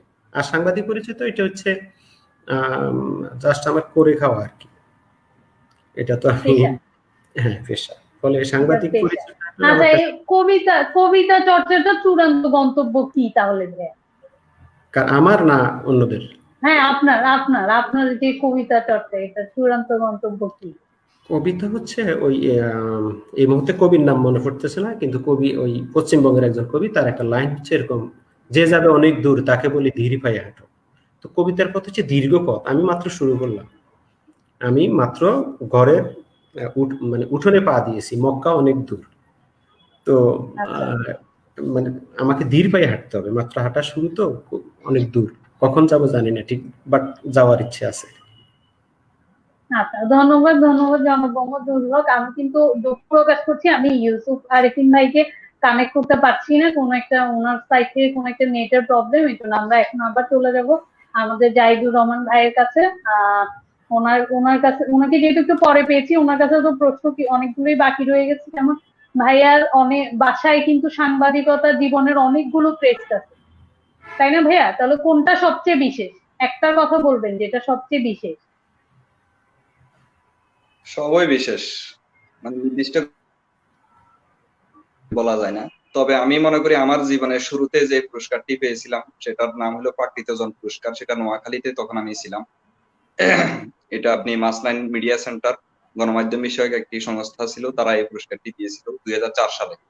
তখন আমি নিউজ করেছিলাম নোয়াখালীর সুন্দরপুরের মানে কবিরহাটের সুন্দরপুরের একটি জনপদকে নিয়ে একটি নিউজ করেছিলাম যে ক্ষুদ্র রাক্ষসে জনপদ, এরকম শিরোনামে এক পাতার একটি রিপোর্ট ছাপা হয়েছিল। সেই রিপোর্টের কারণে প্রাকৃতজন পুরস্কার পেয়েছিলাম। তো সেটা হলো আমার জীবনের প্রথম পুরস্কার এবং এটাই আমার জন্য স্মরণীয় এবং মূল্যবান, এবং এই পুরস্কারটি আমাকে সামনে সাফল্যের দেখিয়েছিল। ওই অনুভূতি এখনো ভুলতে পারি না। এখন যত বড় পুরস্কারে পাই ওই রকম আনন্দ এখন আর থাকে না। প্রথমটা সবসময় বিশেষ। ধন্যবাদ ধন্যবাদ জাহিদুর রহমান। আমি কিছু কমেন্ট পাচ্ছি, আমি সবাইকে ধন্যবাদ জানাবো যারা এই মুহূর্তে আমার সাথে আছেন। এমডি রফিকুল্লাহ, নিজামুদ্দিন হক, এস এম ফয়সাল আলম, সবাই ধন্যবাদ এবং অভিনন্দন জানিয়েছেন। দিদারুল আলম লিখছেন মনোমুগ্ধকর একটি অনুষ্ঠান, অতিথিদের সালাম এবং শুভেচ্ছা, বিষয়ভিত্তিক এমন সুন্দর আলোচনা উপহার দেওয়ার জন্য আলোচক, সঞ্চালক, তত্ত্বাবধায়ক সবাইকে ধন্যবাদ জানাই। আসলে আমরা ধন্যবাদ জানাবো আপনাদেরকে যারা আমাদের সাথে আছেন, যারা দেখছেন। দর্শকরাই আসলে আমাদের মূল শক্তি, তারাই, তাদের জন্যই এই অনুষ্ঠান, তাদের জন্যই এই আয়োজন। আমি ইউসুফ আরিফিনকে এখনো কানেক্ট করতে পারিনি, কিন্তু আমরা অনুষ্ঠানের প্রায় শেষ পর্যায়ে চলে এসেছি। একজন কমেন্ট করেছেন হলুদ সাংবাদিকতা কি। ফয়সাল আলম লিখেছেন সব জায়গায় তেলবাজদের জয় জয়কার, স্বাধীনভাবে সাংবাদিকতায় কাজ করার জায়গা বাংলাদেশের ক্ষেত্রে কতটুকু। আচ্ছা, সাংবাদিকতায় কাজ করা স্বাধীনতা কতটুকু আছে, এটা নিয়ে আমারও একটা প্রশ্ন আছে জনাব মোহাম্মদ নুরুল হকের কাছে। আমি এটা শুনতে চাইবো যে আমি যদি এরকম অনেক ঘটনাই আছে যে কিছুদিন আগে চিটং এর একজন সাংবাদিক ছিল যে সাপ্তাহিক আজকে সূর্যোদয়ের স্টাফ রিপোর্টার গোলাম সারোয়ার, ওনার একটা ভিডিওতে উনি বলেছে যে মানে পা ধরে উনি মাপ চাচ্ছিল। এরকম আরো অনেক আছে সাংবাদিকতায়, মানে পেশার স্বাধীনতা কতটুকু বা জীবনের ঝুঁকি কতটুকু, জনাব মোহাম্মদ নুরুল হক। হ্যাঁ, সাংবাদিকতায় ঝুঁকি শতভাগ ঝুঁকি নিয়ে সাংবাদিকতা করতে হয়, স্বাধীনতাও শতভাগ আছে। তো আমরা সাধারণত স্বাধীনতা মানে ভোগ করার সময় মনে করি যে আমি যেই কথা যেভাবে খুশি, আমার মনে যেভাবে যে কথার উৎপন্ন হলো আমি সেই কথাটা সেভাবে প্রকাশ করতে পারাটাই বোধ হয় স্বাধীনতা। স্বাধীনতা কিন্তু তা নয়। স্বাধীনতা হচ্ছে সেইটুকু আপনি আপনার কথা বলবেন, মানে অর্থাৎ আপনি আপনার চড়ি ঘুরাবেন, আমার নাকে যেন না লাগে। যদি আমার নাকে না লাগে আপনার চড়ি আপনি ঘুরাতে পারেন আমার ধারে কাছে। তো বাক স্বাধীনতা বা সাংবাদিকতার স্বাধীনতা অতটুকু যেইটুকু প্রকাশ করলে আপনি অন্যের অনুভূতিতে, অন্যের স্বার্থে অন্যায়ভাবে আঘাত করবেন না, ওইটুকু শর্ত ইথিক্স আপনি বজায় রেখে পরিপূর্ণ স্বাধীনভাবে সাংবাদিকতা করতে পারেন। বাক স্বাধীনতা অনেকটা কথা, বাংলাদেশ সংবিধানে পরিষ্কার বলা আছে আপনি বাক স্বাধীনতার অধিকার ভোগ করবেন, তবে আপনার বিবেকের স্বাধীনতার প্রয়োগ করতে হবে। অর্থাৎ আপনি বাক স্বাধীনতা যখন প্রকাশ করবেন, সাংবাদিকতার স্বাধীনতা যখন শতভাগ ভোগ করতে চাইবেন, তখন আপনার বিবেকের দ্বারাই পরিচালিত হবে। বিবেক কতটুকু আপনাকে ছাড়পত্র দেয়, আপনি নৈতিকতা লঙ্ঘন করে, নীতি লঙ্ঘন করে, মনে যা আসে যেভাবে আসে কথাটাকে আনসেন্সর অবস্থায় যদি প্রকাশ করতে চান, তাহলে সেই স্বাধীনতা সত্যিকার অর্থেই সুফল আনবে না, মানে কর্মক্ষেত্রে আপনার জন্য সেটা ক্ষতিকর হয়ে যাবে। তো আমি বলবো যে বাংলাদেশে সাংবাদিকতার, ওইটা বাংলাদেশ না সব জায়গায় আছে, শাসক গোষ্ঠীর সঙ্গে শোষিতের এবং যারা মধ্যবর্তী অবস্থায় থাকে, সুশীল সমাজ অথবা সাংবাদিক, তারা হচ্ছে যোগসূত্র স্থাপন করেন এবং দুই পক্ষের স্বার্থের বিষয়ে তথ্য অন্যদের কাছে তুলে ধরেন এবং জনমত গঠন করেন। শাসক যদি কোনো ভুল করে থাকে, অন্যায় করে থাকে, শাসককে সতর্ক করার জন্য সাংবাদিকরা বিশেষভাবে ভূমিকা পালন করেন। কিন্তু করতে গিয়ে দুই একটা ব্যতিক্রম যে হয় না তা নয়, কিন্তু অনেকে মানে সাহস, যেটা অনেকে বলে যে কতটুকু সাহস দেখাবেন আপনি, কতটুকু ঝুঁকি। এখন আগুনে ঝাঁপ দিলে আপনি পুড়ে যাবেন, জেনে শুনে যদি আগুনে ঝাঁপ দেন আর বলেন যে এটা সাহস, ওটা সাহস না, ওটা হচ্ছে মূর্খতা, বোকামি। বোকামি আর সাহস এক জিনিস। অর্থাৎ উদ্ভূত পরিস্থিতিকে যথাযথভাবে অনুধাবন করে আপনি আপনার কাজ সততার সঙ্গে, নিষ্ঠার সঙ্গে করবেন, তাহলে আপনি আপনার সাংবাদিকতার স্বাধীনতাও পুরোপুরি ভোগ করতে পারবেন। এখন স্বাধীনতার ভোগ করতে গিয়ে আপনার ওই যে বললাম, যখন যে কথা মনে যেভাবে আসে সেভাবে প্রকাশ করতে চাওয়া, ওইটা কিন্তু স্বাধীনতা নয়, সেটা হচ্ছে স্বাধীনতার অপপ্রয়োগ করা। স্বাধীনতা ভোগ করতে গেলে স্বাধীনতার অপপ্রয়োগ করা যাবে না। অপপ্রয়োগ করতে গিয়ে বাধাপ্রাপ্ত হলেন আর স্বাধীনতা ভোগ করা গেল না বলে দাবি করলেন, অভিযোগ করলেন, এটা হচ্ছে ভ্রান্ত অভিযোগ, মিথ্যে অভিযোগ। ধন্যবাদ। ধন্যবাদ জনাব মোহাম্মদ নুরুল হক। আমি কি ইউসুফ আরিফিন ভাই কি আমার কথা শুনতে পাচ্ছেন? আমরা কিন্তু ভাইয়াকে একটু, ভাইয়ার কাছ থেকে কিছু শুনতে চাচ্ছিলাম, আমরা অনুষ্ঠানে প্রায় শেষ পর্যায়ে চলে এসেছি। আরিফিন ভাই কি আমাকে শুনতে পাচ্ছেন?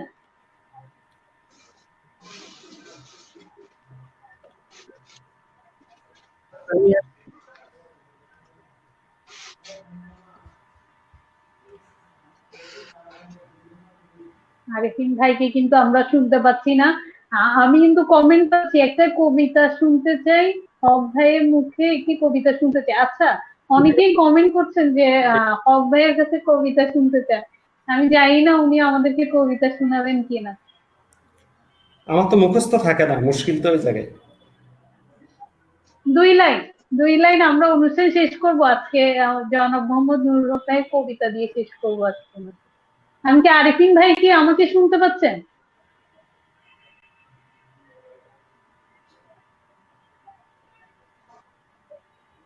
আমি কিন্তু আরিফিন ভাইকে শুনতে পাচ্ছি না। আমি অত্যন্ত দুঃখ প্রকাশ করছি। আমি আরিফিন ভাইয়ের কাছ থেকে আরো একটু কিছু শুনতে চেয়েছিলাম, কিন্তু ওনাকে আমরা একদমই শুনতে পাচ্ছি না। আমি একটু অনুরোধ করবো ওনাকে একবার যদি ডিসকানেক্টেড হয়ে উনি আবার কানেক্টেড হন, হয়তো বা লাইনটি ক্লিয়ার হয়ে যাবে। আমি অনুষ্ঠানের অনেক প্রায় শেষ পর্যায়ে চলে এসেছি। অনেকেই কিন্তু প্রশ্ন এখনো করছেন আমাদেরকে, সব জায়গায় তেল বাজবে, জয় জয়কার। আচ্ছা, এই প্রশ্ন আমরা পেয়েছি, নিরাপত্তার কথা চিন্তা করে সাংবাদিক পেশা কতটুকু নিরাপদ, এই প্রশ্নের উত্তরও দিয়েছেন জনাব মোহাম্মদ নুরুল হক। আচ্ছা, আমি জাহিদুর রহমান ভাইয়ের কাছে যাব। আমরা কিন্তু অনুষ্ঠানের প্রায় শেষ পর্যায়ে চলে এসেছি। আমরা হয়তো দুই একটা কথা জাহিদুর রহমান ভাইয়ের কাছ থেকে শুনতে পারবো। আমি জাহিদুর রহমান ভাইয়ের কাছ থেকে আগে একটা মজার স্মৃতি শুনবো, যেহেতু আপনি অনেক জায়গায় গণমাধ্যমের মানে গণমানুষের খুব কাছাকাছি গিয়ে কাজ করেছেন বা কাজ করার অভিজ্ঞতা আছে আপনার। তো জাহিদুর রহমান ভাইয়ের কাছ থেকে শুনতে চাইবো মজার বা ব্যতিক্রমী কোনো অভিজ্ঞতা যদি থাকে, ছোট্ট করে আমাদেরকে একটু শেয়ার করুন। হ্যাঁ, সাংবাদিকতায় আসলে আমি বেশিরভাগই প্রান্তের মানুষের জন্য কাজ করেছি এবং উপকূলীয় এলাকা এবং বিভিন্ন জায়গায় আমার কাজের মানে পছন্দের জায়গায় আসলে ঢাকার বাইরে। ঢাকায় আমি নগর সাংবাদিকতা করি, কিন্তু সবসময় মন পড়ে থাকে ঢাকার বাইরে। আসলে ঢাকার মধ্যে আসলে ওরকম নিউজ থাকে না, ঢাকার বাইরে নিউজ বেশি থাকে। এই জন্য আমি বিভিন্ন সময় রোহিঙ্গা ইস্যু আরো বিভিন্ন হাওর বিপর্যয় থেকে শুরু করে অনেকগুলো নিউজ করেছি। তো সব জায়গায় কিছু মজার স্মৃতি থাকে। এর মধ্যে একটা হলো, আমি যখন নুসরাত ইস্যু কভার করতে যখন সোনাগাজী গেলাম, নুসরাত হত্যার পরে যখন আমি সোনাগাজী গেলাম, তখন আমি নুসরাতের মায়ের একটি সাক্ষাৎকার নিলাম। হ্যাঁ, ভাবলাম যে এটা আমার হয়তো সাইড স্টোরি হবে, মূল স্টোরির বাইরে একটা সাইড স্টোরি হবে। তো আমি রাত্রে মোটামুটি আমার মূল স্টোরিটা পাঠাই দেওয়ার পর রাত্রে 9টার দিকে আমি আবার দ্বিতীয় নিউজটি অফিসে পাঠালাম। তো সেটা আপনার নিউজটি নুসরাতের মায়ের আকুতি, আবেগ, অনুভূতি এবং দুঃখ এটা নিয়ে রিপোর্টটা করা হয়েছিল। হ্যাঁ, কিন্তু রাত্রে 9টার দিকে আমার এডিটর আমাকে ফোন করে বললেন যে এই নিউজটা পুরাটাই তোমাকে নোয়াখালী ভাষায় অনুবাদ করে দিতে হবে, কারণ এখানে ভেতরে নুসরাতের মা তো নিচে শুদ্ধ ভাষায় কথা বলেনি।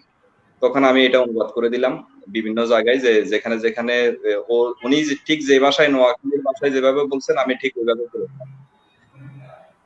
তো কিন্তু উনি ভাবছিলেন আর কি যে আমি এত দ্রুত হয়তো করতে পারবো না, আমাকে 15 মিনিট সময় দিলেন, কিন্তু অফিসে নোয়াখালীর যে 2-3 জন লোক আছেন তাদেরকে উনি লাগাই দিলেন, এটা যেন ভিতরে ভিতরে যেন নোয়াখালীর ভাষা থাকে, একেবারে আঞ্চলিক ভাষাটা যেন ফুটে উঠে। তো আমি মোটামুটি 15-20 মিনিটের মধ্যে দিয়ে দিলাম। পরের দিন এটা শিরোনাম হলো আর মাইনার সাহস যেন ছড়ায় পড়ে হারা দেশে, মানে নোয়াখালী ভাষায় এটা একেবারে নোয়াখালীর ভাষায় একটি জাতীয় দৈনিকে 7 কলামে এটা শিরোনাম, এবং এটা পরদিন মানে একটা আঞ্চলিক ভাষায় যে একটা জাতীয় দৈনিকে যে লিড নিউজ হইতে পারে, একটা শিরোনাম যে একটা আঞ্চলিক ভাষায় যে একটি শিরোনাম হতে পারে, এটা একটা মানে তখন খুব বাবা পেয়েছিলাম যে এটা একটা সাহসের বিষয়, কারণ এই লাইনটিতে হয়তো অনেকে বুঝেন, তো এটা আঞ্চলিক ভাষায় শিরোনাম করা একটা সাহসের বিষয়। এটা আমার জন্য নতুন একটা স্মৃতি। এর বাইরে আরো কিছু স্মৃতি আছে যেটা এখন সময় কম বলা যাচ্ছে না। জি জি, ধন্যবাদ। কিন্তু আমি কিন্তু কমেন্ট পেয়েছি, একজন লিখেছেন আরো কিছুক্ষণ চলুক। আমি কিন্তু অনুষ্ঠান শেষ করতে চাচ্ছি, কিন্তু যারা দেখছেন তারা কিন্তু আপনাদের কথা শুনতে ভালো লাগছে অবশ্যই, সেই কারণেই ওনারা চাচ্ছেন যে আরো কিছুক্ষণ যেন আপনাদের কথা শুনতে পারে। অনেকেই কমেন্ট করেছেন, যে অভিনন্দন জানিয়েছেন আমাদেরকে, সবাইকে আমি ধন্যবাদ জানাবো। এবং যারা দেখছেন তাদেরকে আবারও রিকোয়েস্ট করবো যে টাইম লাইনে এই মুহূর্তে যে লাইভটি চলছে এটি একটু শেয়ার করে দিবেন, তাহলে এখন বা পরবর্তীতে যে কোনো সময় আপনারা এই লাইভটি দেখতে পারবেন, আপনাদের প্রিয় মানুষের কথাগুলো শুনতে পারবেন। ওনারা কিন্তু অনেক গুরুত্বপূর্ণ কথা বলেছেন। আমি শেষ করবো না এখনই, আমি ইউসুফ আরফিন ভাইয়ের কথা তো আমাদের শোনা বাকি রয়ে গেল, আমি ওনাকে চেষ্টা করছি কানেক্ট করার। যেহেতু ইন্টারনেটের উপর আমরা নির্ভরশীল, এখানে কিছু একটু আপস ডাউন থাকেই, এটার জন্য অবশ্যই আমি আবারও ক্ষমা চাচ্ছি। আমি জনাব মোহাম্মদ নুরুল হক ওনার কাছে যাব। আপনি কিন্তু অনুষ্ঠানের শেষে আমাদেরকে 2 লাইন কবিতা শোনাতে হবে, এটা আমি আগে থেকে রিকোয়েস্ট করে রাখলাম। তবে এখন শুনবো একটু যে এই প্যান্ডেমিকের সময়, যে সময়টাতে আমরা এখন যাচ্ছি, এই সময়ে অনেক সাংবাদিক চাকরিচ্যুত হয়েছেন। শুধু সাংবাদিক বলবো না, অনেক পেশার মানুষই চাকরিচ্যুত হয়েছেন। তো এই মানে চাকরিচ্যুত হয়েছেন সাংবাদিকদের যে সমস্যাগুলো হয়েছে প্যান্ডেমিকের সময়, বা অনেক সাংবাদিক কিন্তু ফ্রন্ট রাইটার হিসেবে কাজ করেছেন এই সময়টাতে, প্যান্ডেমিকের সময়টাতে। এই বিষয়ে একটু বলবেন জনাব মোহাম্মদ নুরুল হক। এই করোনার সময় আসলে মানে গণমাধ্যমগুলো তো মূলত যারা অর্থায়ন করেন, অর্থলগ্নি করেন, তাদের অর্থে চলে। ফলে তারা যখন তাদের অন্যান্য সেক্টর থেকে উপার্জনের পরিমাণ কমে যায়, তখন তারা বিভিন্ন সেক্টরে যেমন আয় কমা শুরু হয়, তখন তারা ব্যয়ও কিছুটা কাটছাট করার চেষ্টা করে। করতে গিয়ে শুধু সাংবাদিকতা নয়, সব ধরনেরই ইন্ডাস্ট্রিতে লোক ছাঁটাই করা হয়েছে, যেমন সাংবাদিকতা করা হয়েছে। তো এই সাংবাদিকতা যখন কাটছাট হলো, ছাঁটাই হলো, চাকরিচ্যুত হলো, কারা হচ্ছে সেটা দেখতে হবে। আর বিষয়টা হচ্ছে এরকম যে এটা অনেকটা মানে খাঁচাবন্দি বাঘের সামনে কয়েকজন জীবন মৃত্যুর লড়াইতে পাঞ্জা লড়া কয়েকজন মানুষকে ছেড়ে দেওয়ার মতো অবস্থা। বিষয়টা অনেকটা এরকমই, অর্থাৎ আমরা দুইজন আছি, যে কোনো একজন থাকবে, আরেকজন থাকবো না। এই অনিশ্চয়তা এবং এই শঙ্কার ভিতর দিয়ে সাংবাদিক কেন, সবাই গার্মেন্টস কর্মীরা, মনে করেন গার্মেন্টস কর্মীরা অনেকটা ওইভাবেই তাদের চাকরি বাঁচিয়ে রাখা, বা কোথাও কোথাও হয়তো আপনার বেতন অর্ধেক করে দিয়েও হলেও টিকে থাকার চেষ্টা করছে। সাংবাদিকতা অনেকটা এরকম, এটা মেনে নিয়েই। আর ওই যে জাহিদ একটু আগে বলেছিলেন যে এখানে হচ্ছে ঝুঁকি আছে, চাকরি চলে যাওয়ার ঝুঁকি। তো যারা সাংবাদিকতায় এসেছেন ওইটা জেনে শুনে এসেছেন যে মানে যে কোনো সময় আমাকে বেকার হয়ে যেতে হতে পারে। তো আপনারা জানেন তো, আমি তো আগে কোর্টে ছিলাম, আইন পেশায় ছিলাম। আইন পেশা তো অনিশ্চিত পেশা না। ওই পেশায় যখন আমি ছিলাম, সেখানে 1 সপ্তাহে যা ইনকাম করতাম, এখন পুরো মাসে তার অর্ধেক ইনকাম হয় না, তবু আছি, এনজয় করি বিষয়টা। তো অনেকটা এরকম, মানে এটা তো চ্যালেঞ্জিং পেশা, আমি জেনে শুনে বুঝে এসেছি। এখন বুঝে এসে এখন যখন আমি চ্যালেঞ্জের মুখে পড়বো, সেটা মোকাবিলা না করে এটার সমালোচনা করার কোনো মানে নেই। আমি মনে করি আমাদেরকে টিকে থাকতে হলে লড়াই করতে হবে। ওই যে বাঘের খাঁচায় বাঘের সামনে পড়লে হয় বাঘকে মারতে হবে না নিজে মরতে হবে। বিষয়টা এখন করোনাকালীন অনেকটা এরকম। ধন্যবাদ। ধন্যবাদ, ধন্যবাদ জনাব মোহাম্মদুল হক। এমডি মির্জাউর রহমান লিখেছেন অনুষ্ঠানের সময় আরো বাড়ান। আচ্ছা, সবাই আমি যেহেতু অনুষ্ঠানের শেষ পর্যায়ে বলেছি, এখন সবাই বলছেন যে আরো কিছুক্ষণ আমাদের এই আমন্ত্রিত দর্শকদের কথা, সরি আমন্ত্রিত অতিথিদের কথা শুনতে চান। যেমন একজন লিখেছেন আলাউদ্দিন যে জাহিদ ভাই স্কুল জীবনের স্মৃতিচারণ করুন। আর এফিন মামা কলেজ লাইফের কথা বলুন। আচ্ছা, সবাই স্মৃতি জানতে চাচ্ছে। আমি আরেফিন ভাইকে তো আমি কানেক্ট করতে পারছি না। আরেফিন ভাই কি এখন শুনতে পাচ্ছেন?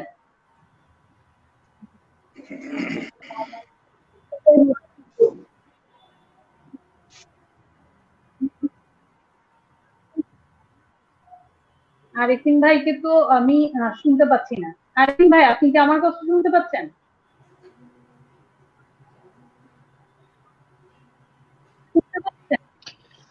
জি, আমি শুনতে পাচ্ছি আপনাদেরকে। হ্যাঁ হ্যাঁ, আরেফিন ভাই, তাহলে আপনার কথা একটু আমরা শুনি। যে আপনাকে কিন্তু আমি একটা প্রশ্ন করেছিলাম যে আপনার বিশ্ববিদ্যালয় জীবনের ছোট্ট স্মৃতি, যেটা পরে কমেন্টেও জি, এসেছে। তাবাসসুম আমি শুনতে পাচ্ছি। ভাইয়া আপনি বলেন।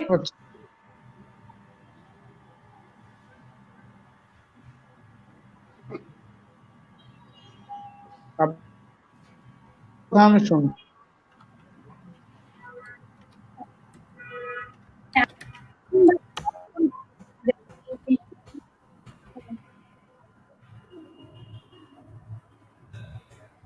আরেফিন ভাই, আসলে আমার বিশ্ববিদ্যালয়ে কেটেছে মোট 6 বছর। জি, 6 বছর কেটেছে। এর মধ্যে বলতে গেলে আসলে 6 বছরটা খুব আনন্দের সঙ্গে কেটেছে। খুব দুঃখের কোনো স্মৃতি আমার নেই। ইউনিভার্সিটিটা, বিশ্ববিদ্যালয় জীবনটা খুবই মানে বেশিরভাগ স্টুডেন্টরা অনেক হাসি খুশি, আপনার আড্ডা দিয়ে, বন্ধুদের গল্প করে, নানা জায়গায় বেড়াতে গিয়ে, ক্লাস করে, হই হুল্লোড় করে, ক্যাম্পাসের নানা জায়গায় গান বাজনা করে।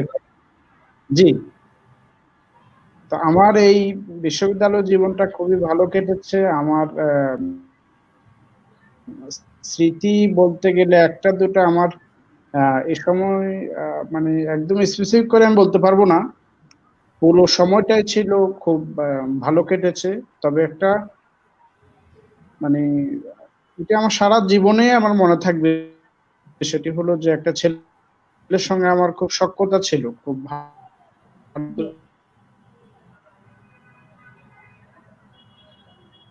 একটা পলিটিক্যাল ভায়োলেন্সের মাঝখানে পড়ে সে আমাদের চোখের সামনেই নিহত হয়েছে নির্মমভাবে।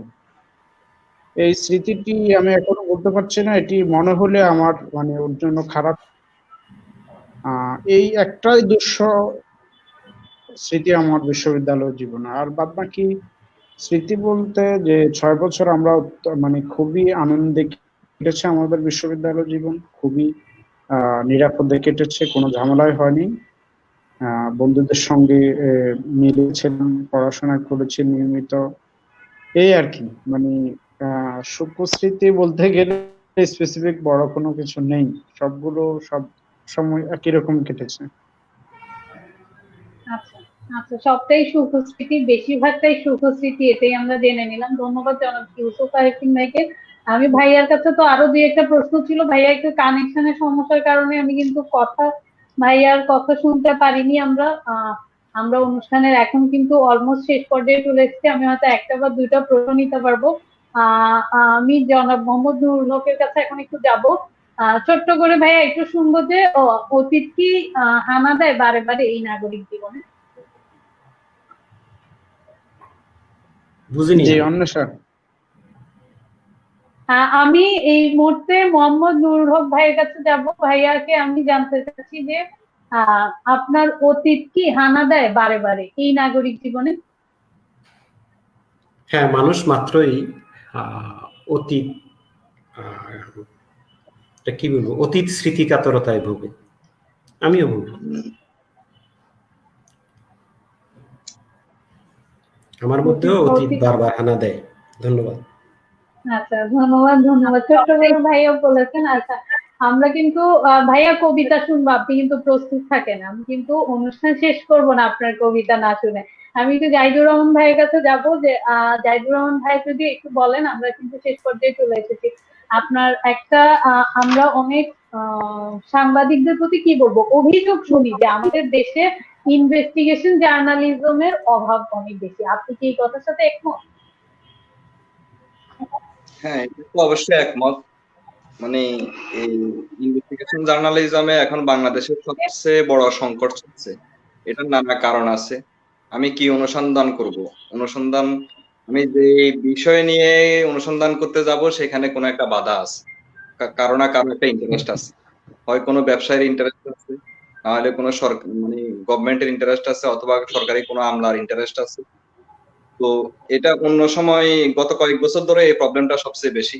অনুসন্ধানী সাংবাদিকতায় আমাদের হাত পা বাঁধা, চাইলেও আমরা অনেক সময় অনুসন্ধানী রিপোর্ট করতে পারি, কারণ অনুসন্ধানী রিপোর্ট যে কোনো বিষয় নিয়ে হবে না। একটা বড় ইস্যু নিয়ে হয়তো আমি অনুসন্ধানী রিপোর্ট করতে যাব, তো সেখানে নানা ধরনের বাধা আছে। সেটার কারণে অনেক সময় অনুসন্ধানী করা হয় না। তবুও যে অনুসন্ধানী রিপোর্ট হচ্ছে না তা নয়, কিছু কিছু জায়গায় হচ্ছে। তবে সেটা কিছুটা আমরা হয়তো দায়সারা গোছের করছি, কিংবা একটু বাসা বাসা ইনফরমেশন দিয়ে হয়তো অনুসন্ধান চালিয়ে যাচ্ছি। যেখানে আমার ইন্টারেস্টের জায়গা আছে, কিংবা আমার একটা থ্রেডের জায়গা আছে, সেখানে হয়তো আমি একটু সেখানে ইনফরমেশন একটু বাসা বাসা দিচ্ছি। এটা আমাদের সহকর্মীরা করে থাকেন। তো নানা চাপ এবং সংকট, চাকরি হারানোর ভয়, তারপরে আরো বিভিন্ন সংকটের মধ্যে দিয়ে আসলে বাংলাদেশের সাংবাদিকতা এই মুহূর্তে অতিবাহিত হচ্ছে। তো এইটা শুধু এটা এই সময় না, সবসময় এই সংকটটা ছিল সাংবাদিকতায়, তবে এই সময়টাতে একটু বেশি যাচ্ছে। তো সেক্ষেত্রে অনুসন্ধানী সাংবাদিকতা আমি মনে করি এখনো টিকে আছে। যারা অনুসন্ধানী সাংবাদিকতা করেন তারা এখনো করেন। অনুসন্ধানী সাংবাদিকতা যে শুধু দুর্নীতির বিরুদ্ধে হতে হবে তা নয়, পজিটিভ অনেক বিষয় নিয়েও কিন্তু অনুসন্ধানী সাংবাদিকতা হচ্ছে, এবং এবং এটার মধ্যে দিয়ে সাংবাদিকতা টিকে থাকবে, এবং অনুসন্ধানী সাংবাদিকতা ভবিষ্যতে আরো হবে আশা করি আর কি। এগুলো মোকাবেলা করে সাংবাদিকরা এগিয়ে যাবে এবং এগিয়ে যায় কিন্তু। জি, ধন্যবাদ ধন্যবাদ জনাব জাহিদুর রহমান। আমি তো আবারও ইউসুফ আরিফিন, জনাব ইউসুফ আরিফিনের কাছে যাবো, যে ভাইয়া অনেক ধরনের রিপোর্টিং জীবনে তো অনেক বড় মানুষের সান্নিধ্যে গিয়েছেন। কেউ কি খুব আলাদা হয়ে আপনার কাছে ধরা দিয়েছে? কেউ কি খুব মানে বিশেষ কেউ কি আছে এই, মানে কোন একজন মানুষের কথা যদি বলতে চান এই রিপোর্টিং লাইফে?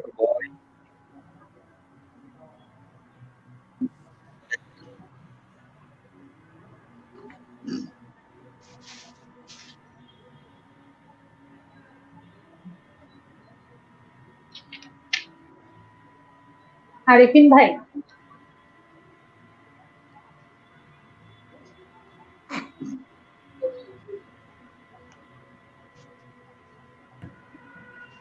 আমাদের জনাব ইউসুফ আরিফিন ভাইয়ের কথা শুনতে আমাদের বারবারই একটু সমস্যা হচ্ছে।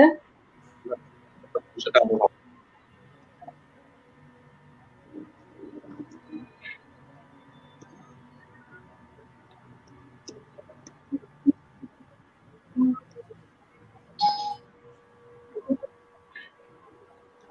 আরিফিন ভাই, আমি কিন্তু আপনার কথা শুনতে পাচ্ছি না।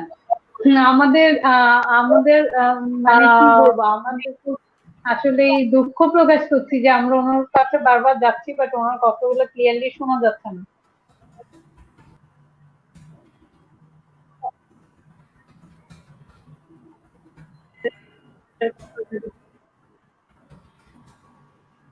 আচ্ছা, আমি আমি আরিফিন ভাইয়ের কাছে, আরিফিন ভাইকে আমি স্যার প্রশ্নটি আরেকবার করুন, আমি বুঝতে পারিনি। জি আচ্ছা আচ্ছা ঠিক আছে, আমি আরেকবার বলবো, এবং ভাই আপনার শেষ কথা নিব, কারণ আপনার ওখানে কানেকশনের যেহেতু সমস্যা হচ্ছে, আমরা একসাথে আপনার শেষ বক্তব্যটাও নিয়ে নিব।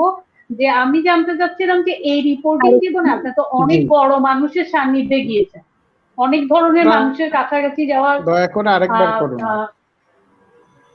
জি আরিফিন ভাই, আমি বলতে চাচ্ছি আপনি এই রিপোর্টিং লাইফে তো অনেক ধরনের মানুষের কাছাকাছি গিয়েছেন, অনেক বিশেষ বা বড় মানুষ যেটাই আমরা বলি না কেন, তো কেউ কি আলাদা হয়ে আপনার কাছে ধরা দিয়েছে?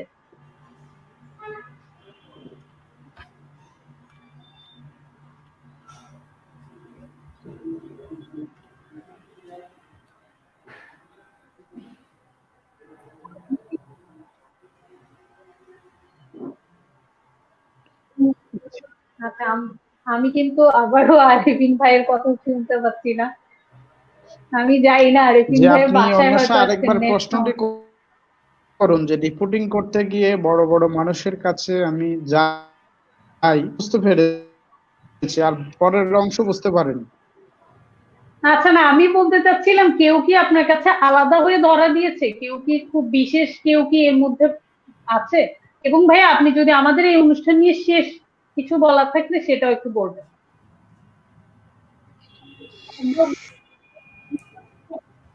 জি,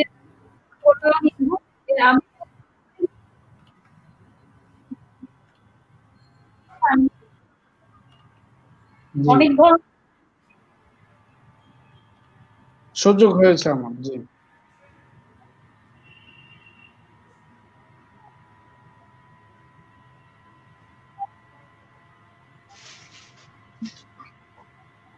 আচ্ছা, আমরা অপেক্ষা করছি আরেফিন ভাইয়ের জি। জন্য, কিন্তু আরেফিন ভাইয়ের কথা আমি এখনো শুনতে পাচ্ছি না। আরেফিন ভাই, আপনি কি আমাকে শুনতে পাচ্ছেন? একটু শেষ কোনো কিছু বলার থাকলে আসলে আমাদের অনুষ্ঠান নিয়ে।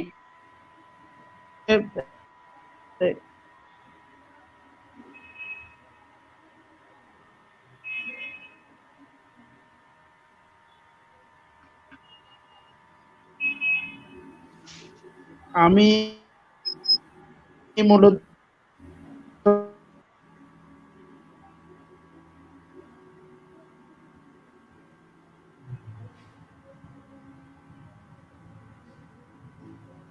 আমি কিন্তু আরেফিন ভাইয়ের কথা শুনতে পাচ্ছি না। বাকি দুইজন তো ওনার কথা শুনতে পাচ্ছেন? না, না, ঠিক আছে, ওনার ওখানে একটু কানেকশন সমস্যা। জি, আমি দুঃখ প্রকাশ করছি ওনার পক্ষ থেকে যে ওনার কথাগুলো আমরা আসলে শুনতে চাচ্ছি কিন্তু শুনতে পাচ্ছি না। আহ একজন লিখেছেন যে সরি বলা উচিত। আমি সরি বলছি ভাইয়া, যে এটা আসলে আমি প্রথমেই কিন্তু বলেছি যে ক্ষমা সুন্দর দৃষ্টিতে দেখবেন, যেহেতু আমরা সবাই ইন্টারনেটের উপর নির্ভরশীল। এটা তো প্যান্ডেমিকের সময় আমরা সবাই একই জায়গায় বসে নেই, বিভিন্ন জায়গা থেকে আমরা সবাই কানেক্টেড হয়েছি। আপনাদেরকে কিছুটা ভালো সময় উপহার দেওয়ার জন্য ধন্যবাদ যারা আমাদের সাথে আছেন। আমি শেষ একটু বক্তব্য নেব জনাব মোহাম্মদ নুরুল হক ভাইয়ের কাছ থেকে। প্রথমত জানতে চাইবো যে আপনার সাংবাদিকতার এই যে আমাদের এই সাংবাদিকতা পেশা, এই পেশার সবচেয়ে বড় চ্যালেঞ্জ আপনি মনে করেন? আমাদের সবচেয়ে বড় চ্যালেঞ্জ, এটা আসলে সব সময়ের জন্য এরকম বলা যাবে না। এই মুহূর্তে সবচেয়ে বড় চ্যালেঞ্জ হচ্ছে কোনটা সংবাদ আর কোনটা সংবাদ না, এই দুটোকে আলাদা করা। এটা হচ্ছে সবচেয়ে বড় চ্যালেঞ্জ। আমরা এখন ভাইরাল এবং গুজব নির্ভর হয়ে পড়েছি। এই ভাইরাল ঘটনা এবং গুজব থেকে আমাদেরকে বেরিয়ে আসতে হবে। যতক্ষণ পর্যন্ত বেরিয়ে আসতে পারবো না ততক্ষণ পর্যন্ত আমাদের এই চ্যালেঞ্জ আমরা মোকাবিলা করতে সক্ষম, এমনটা আমরা দাবি করতেও পারবো।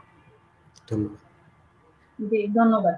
আচ্ছা, জাহিদুর রহমান ভাইয়ের কাছে একটু যাই, উনিও যদি ছোট করে একটু বলেন যে এই পেশাটাকে, মানে এই সাংবাদিকতা পেশাটাকে আসলে পেশা হিসেবে নেওয়ার সিদ্ধান্তটা কখন নিলেন? হ্যাঁ, সাংবাদিকতাটা আসলে আমার ছোটকাল থেকে, মানে গ্রামে যখন ছিলাম, যখন ক্লাস 7-8 পড়তাম, তখন থেকে আমি মোটামুটি লেখালেখি করতাম, চিঠিপত্র কলাম পত্রিকার।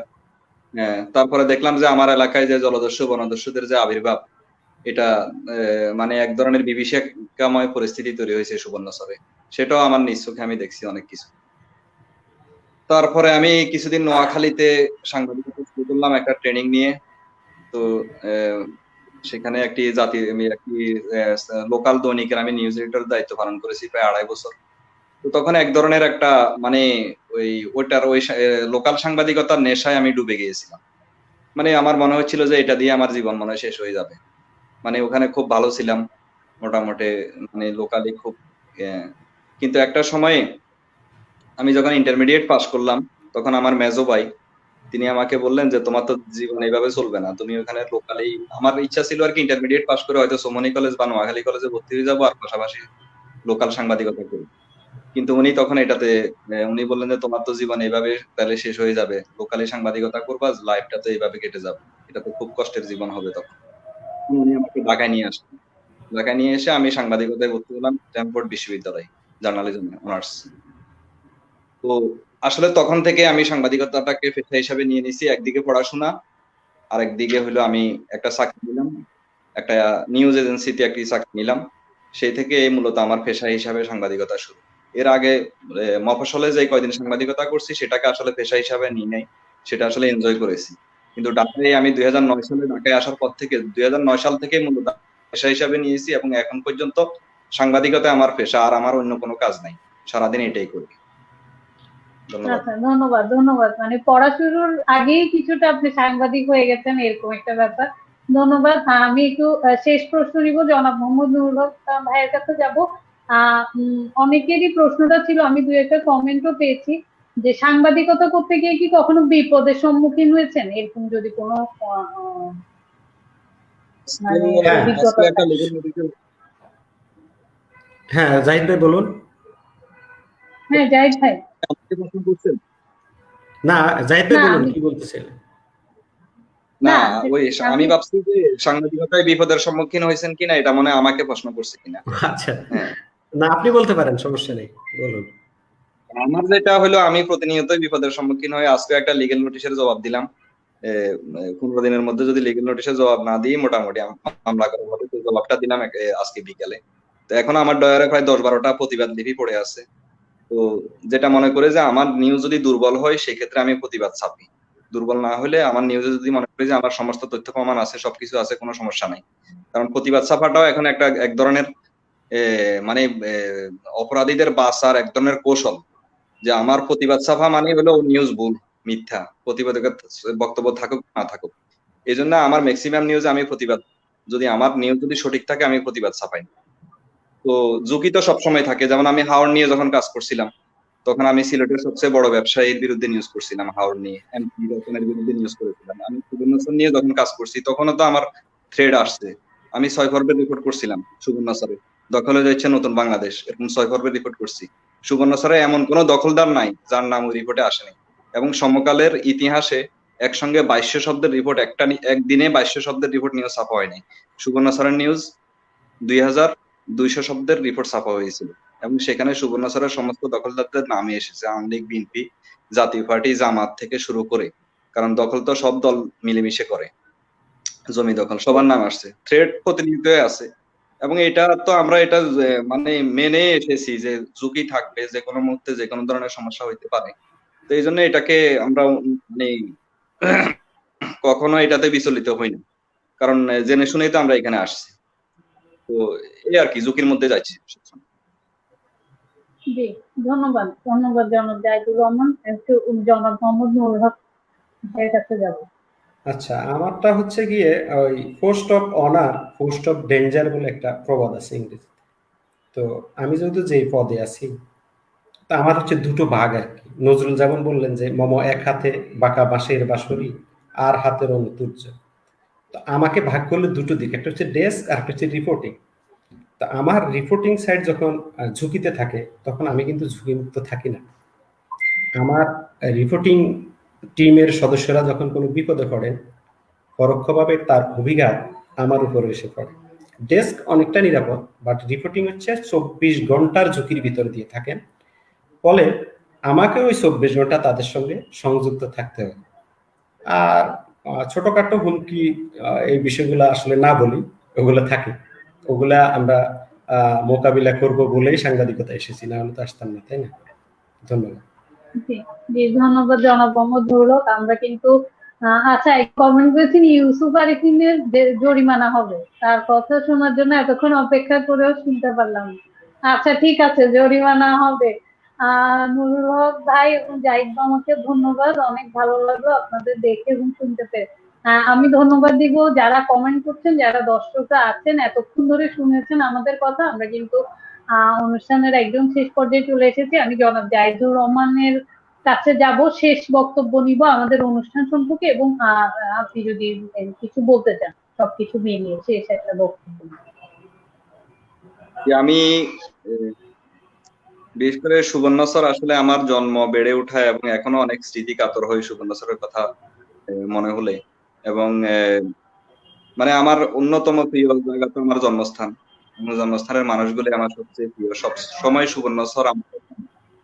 তো এই অনুষ্ঠানের মধ্য দিয়ে আসলে সুবর্ণ মানুষদেরকে সবসময় দেখি, তাদের গল্পগুলা শুনি, না না জানি গল্প আমি শুনি, রেগুলারে আমি এটা দেখি যে লোকদেরকে যে অনুষ্ঠানে আনা হয়। আমি মনে করি এটা সুবর্ণ স্যারের মানুষের একটি অন্যতম একটি মেলবন্ধন তৈরি হয়েছে এই অনুষ্ঠানের মধ্যে দিয়ে। এই অনুষ্ঠান টিকে থাকুক অনেক যুগ ধরে, এবং মধ্যে দিয়ে সুবর্ণ স্যার আসুক, এবং এই অনুষ্ঠানের মধ্যে দিয়ে অনেক অনুপ্রাণিত হোক। সুবর্ণ স্যারের মানুষ এবং সুবর্ণ স্যারের তরুণ শিক্ষার্থীরা শুধু সুবর্ণ স্যার এই অনুষ্ঠানের মধ্যে দিয়ে অনুপ্রাণিত হয়ে সারা দেশ আলোচিত হোক এবং সুবর্ণ স্যারের বদলে যাক সুবর্ণ স্যার, এই আশাবাদ ব্যক্ত করি আমি।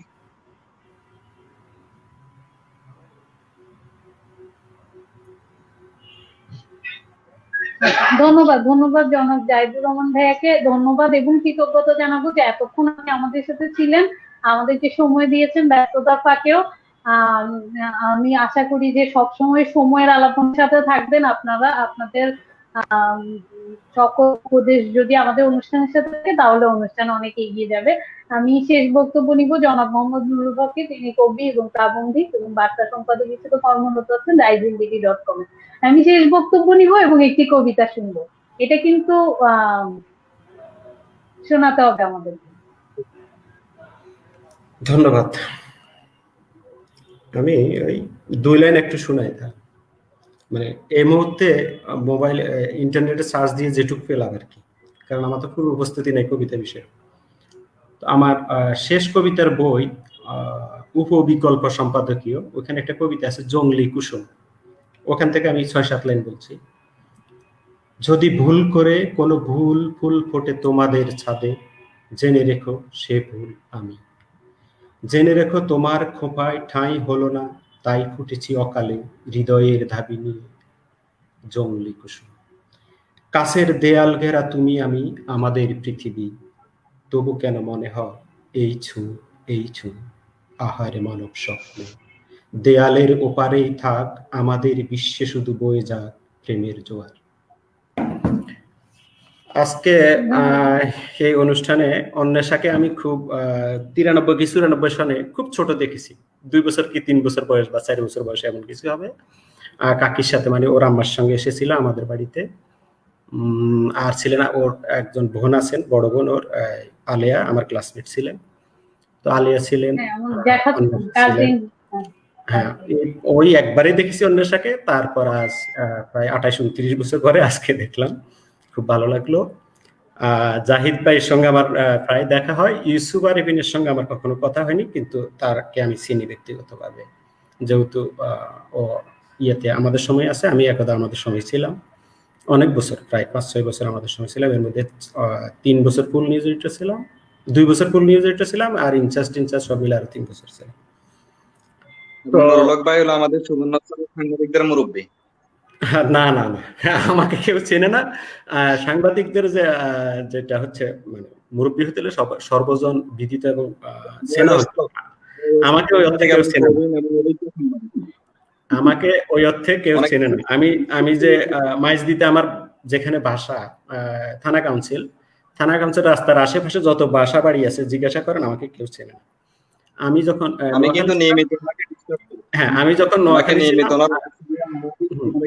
আমি বাসা টু কোর্ট টু বাসা, এটার আশেপাশে কেউ আমাকে চিনত না। এখানেও রামপুরা থেকে আমি মিরপুরে প্রায় 1 ঘন্টা জার্নি বাইসাইকেল চালিয়ে অফিসে আসি, অফিস থেকে ফিরি, বলে ডাইনেও থাকে না বাঁয়েও থাকে না, কেউ আমাকে চেনে না ওই অর্থে। বলে মুরব্বী হতে হলে যেটা দরকার, যে বৈশিষ্ট্য গুণাবলী দরকার, সেগুলো আমার মধ্যে নাই। সেগুলো আছে অনেকটা জাহিদের মধ্যে। তাকে মোটামুটি সুমন স্যার সবাই চিনে, আমি তাকে সেলুট করি। উনি তো বেশি পপুলার, এটা হ্যাঁ, সত্যি কথা। একটু না, অনেক অনেক পপুলার। ওই অর্থে আমাকে কেউ, সত্যিকার অর্থে আমাকে কেউ চেনে না। না চেনার অনেকগুলো কারণ আছে। আমি অনেকটা ইন্ট্রোভার্ট বলা যায়। তো আর কাজের ক্ষেত্র হিসেবে আমাকে বাইরে চেনার কথা না। আমি তো ডেস্কে, মানে আমার কাজ শুরু ডেস্কে, অফিসের ভিতরে 18-19 ঘন্টা যতক্ষণে থাকি অফিসের ভিতরে, রুমের ভিতরেই থাকি।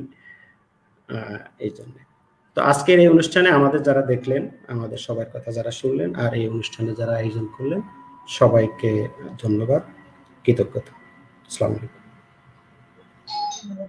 ধন্যবাদ এবং কৃতজ্ঞতা আসলে আমি জানাবো আপনাদেরকে, যারা এই ব্যস্ত সময়ের মধ্যে যেটা জাহিদুর রহমান ভাইও বলেছেন যে 9টা 5টা অফিস না, সুতরাং আপনাদের তো কাজের কোনো সময় নেই, 24/7 কাজ করেন, তার মধ্যেও আমাদেরকে সময় দিয়েছেন, শুভমিত্রের কথা মনে রেখে আমাদেরকে সময় দিয়েছেন, এই জন্য বিশেষভাবে কৃতজ্ঞতা এবং ধন্যবাদ। আরো ধন্যবাদ জানাবো যারা আমাদের সাথে এতক্ষণ ছিলেন। এখনো আমি কমেন্ট পাচ্ছি, যেমন সিরাজ ইবনে মুস্তফা, আবু ইউসুফ, ওনারা এখনো কমেন্ট করছেন যে সবাইকে অনেক অনেক ধন্যবাদ জানাচ্ছেন যে আমাদের সাথে ছিলেন, দোয়া এবং শুভকামনা জানিয়েছেন। শফিকুর রহমান লিখেছেন সকলকে ধন্যবাদ, বিশেষ করে জাহিদকে। আচ্ছা ঠিক আছে, ধন্যবাদ এবং কৃতজ্ঞতা আমার দর্শকদেরকে যারা এতক্ষণ আমার সাথে ছিলেন, আমাদের সাথে ছিলেন, আমাদের কথা শুনেছেন। ধন্যবাদ আমার আমন্ত্রিত তিনজন অতিথিকেই, যদিও আমরা শেষ পর্যন্ত ইউসুফ আরেফিন ভাইকে পাইনি, প্রথম দিকে জাহিদুর রহমান ভাইকে পাইনি, যেহেতু আমরা ইন্টারনেটের যুগে রয়েছি একটু সমস্যার কারণে। তারপরে আমি তিনজনকেই ধন্যবাদ এবং কৃতজ্ঞতা জানাবো, এবং সবার কাছে আমি রিকোয়েস্ট করবো যে সময়ের আলাপনের সাথেই সবসময় থাকবেন, আমাদের সাথে থাকবেন। আমাদের এই অনুষ্ঠানের পেছনে যারা আছে, আমি খুব দ্রুত ওনাদেরকে, আপনারা যদি সময়ের আলাপনে পেজে থাকেন তাহলে অবশ্যই ওনাদের পেছনের কারিগরদেরকে আমরা খুব দ্রুত সামনে নিয়ে আসার চেষ্টা করছি। আমাদের একটি উপদেষ্টা প্যানেল আছে এবং একটি সম্পাদক প্যানেল আছে, তাদের সবাইকে আমি খুব দ্রুত হয়তো সামনে নিয়ে আসতে পারবো। আজকে আমরা শেষ করলাম আমাদের সময়ের আলাপনে 4র্থ পর্ব, সংবাদের তরুণ তারুণ্যের সাংবাদিকতা। এই বিষয়টা নিয়ে এতক্ষণ কথা বললেন জনাব মোহাম্মদ নুরুল হক, ইউসুফ আরেফিন এবং জনাব জাহিদুর রহমান। ধন্যবাদ তিনজনকে এবং ধন্যবাদ যারা এতক্ষণ আমার সাথে ছিলেন। আপনারা যদি সবসময় এভাবে আমার সাথে থাকেন তাহলে আগামীতে অবশ্যই পর্ব 5 নিয়ে চলে আসবো আপনাদের সাথে।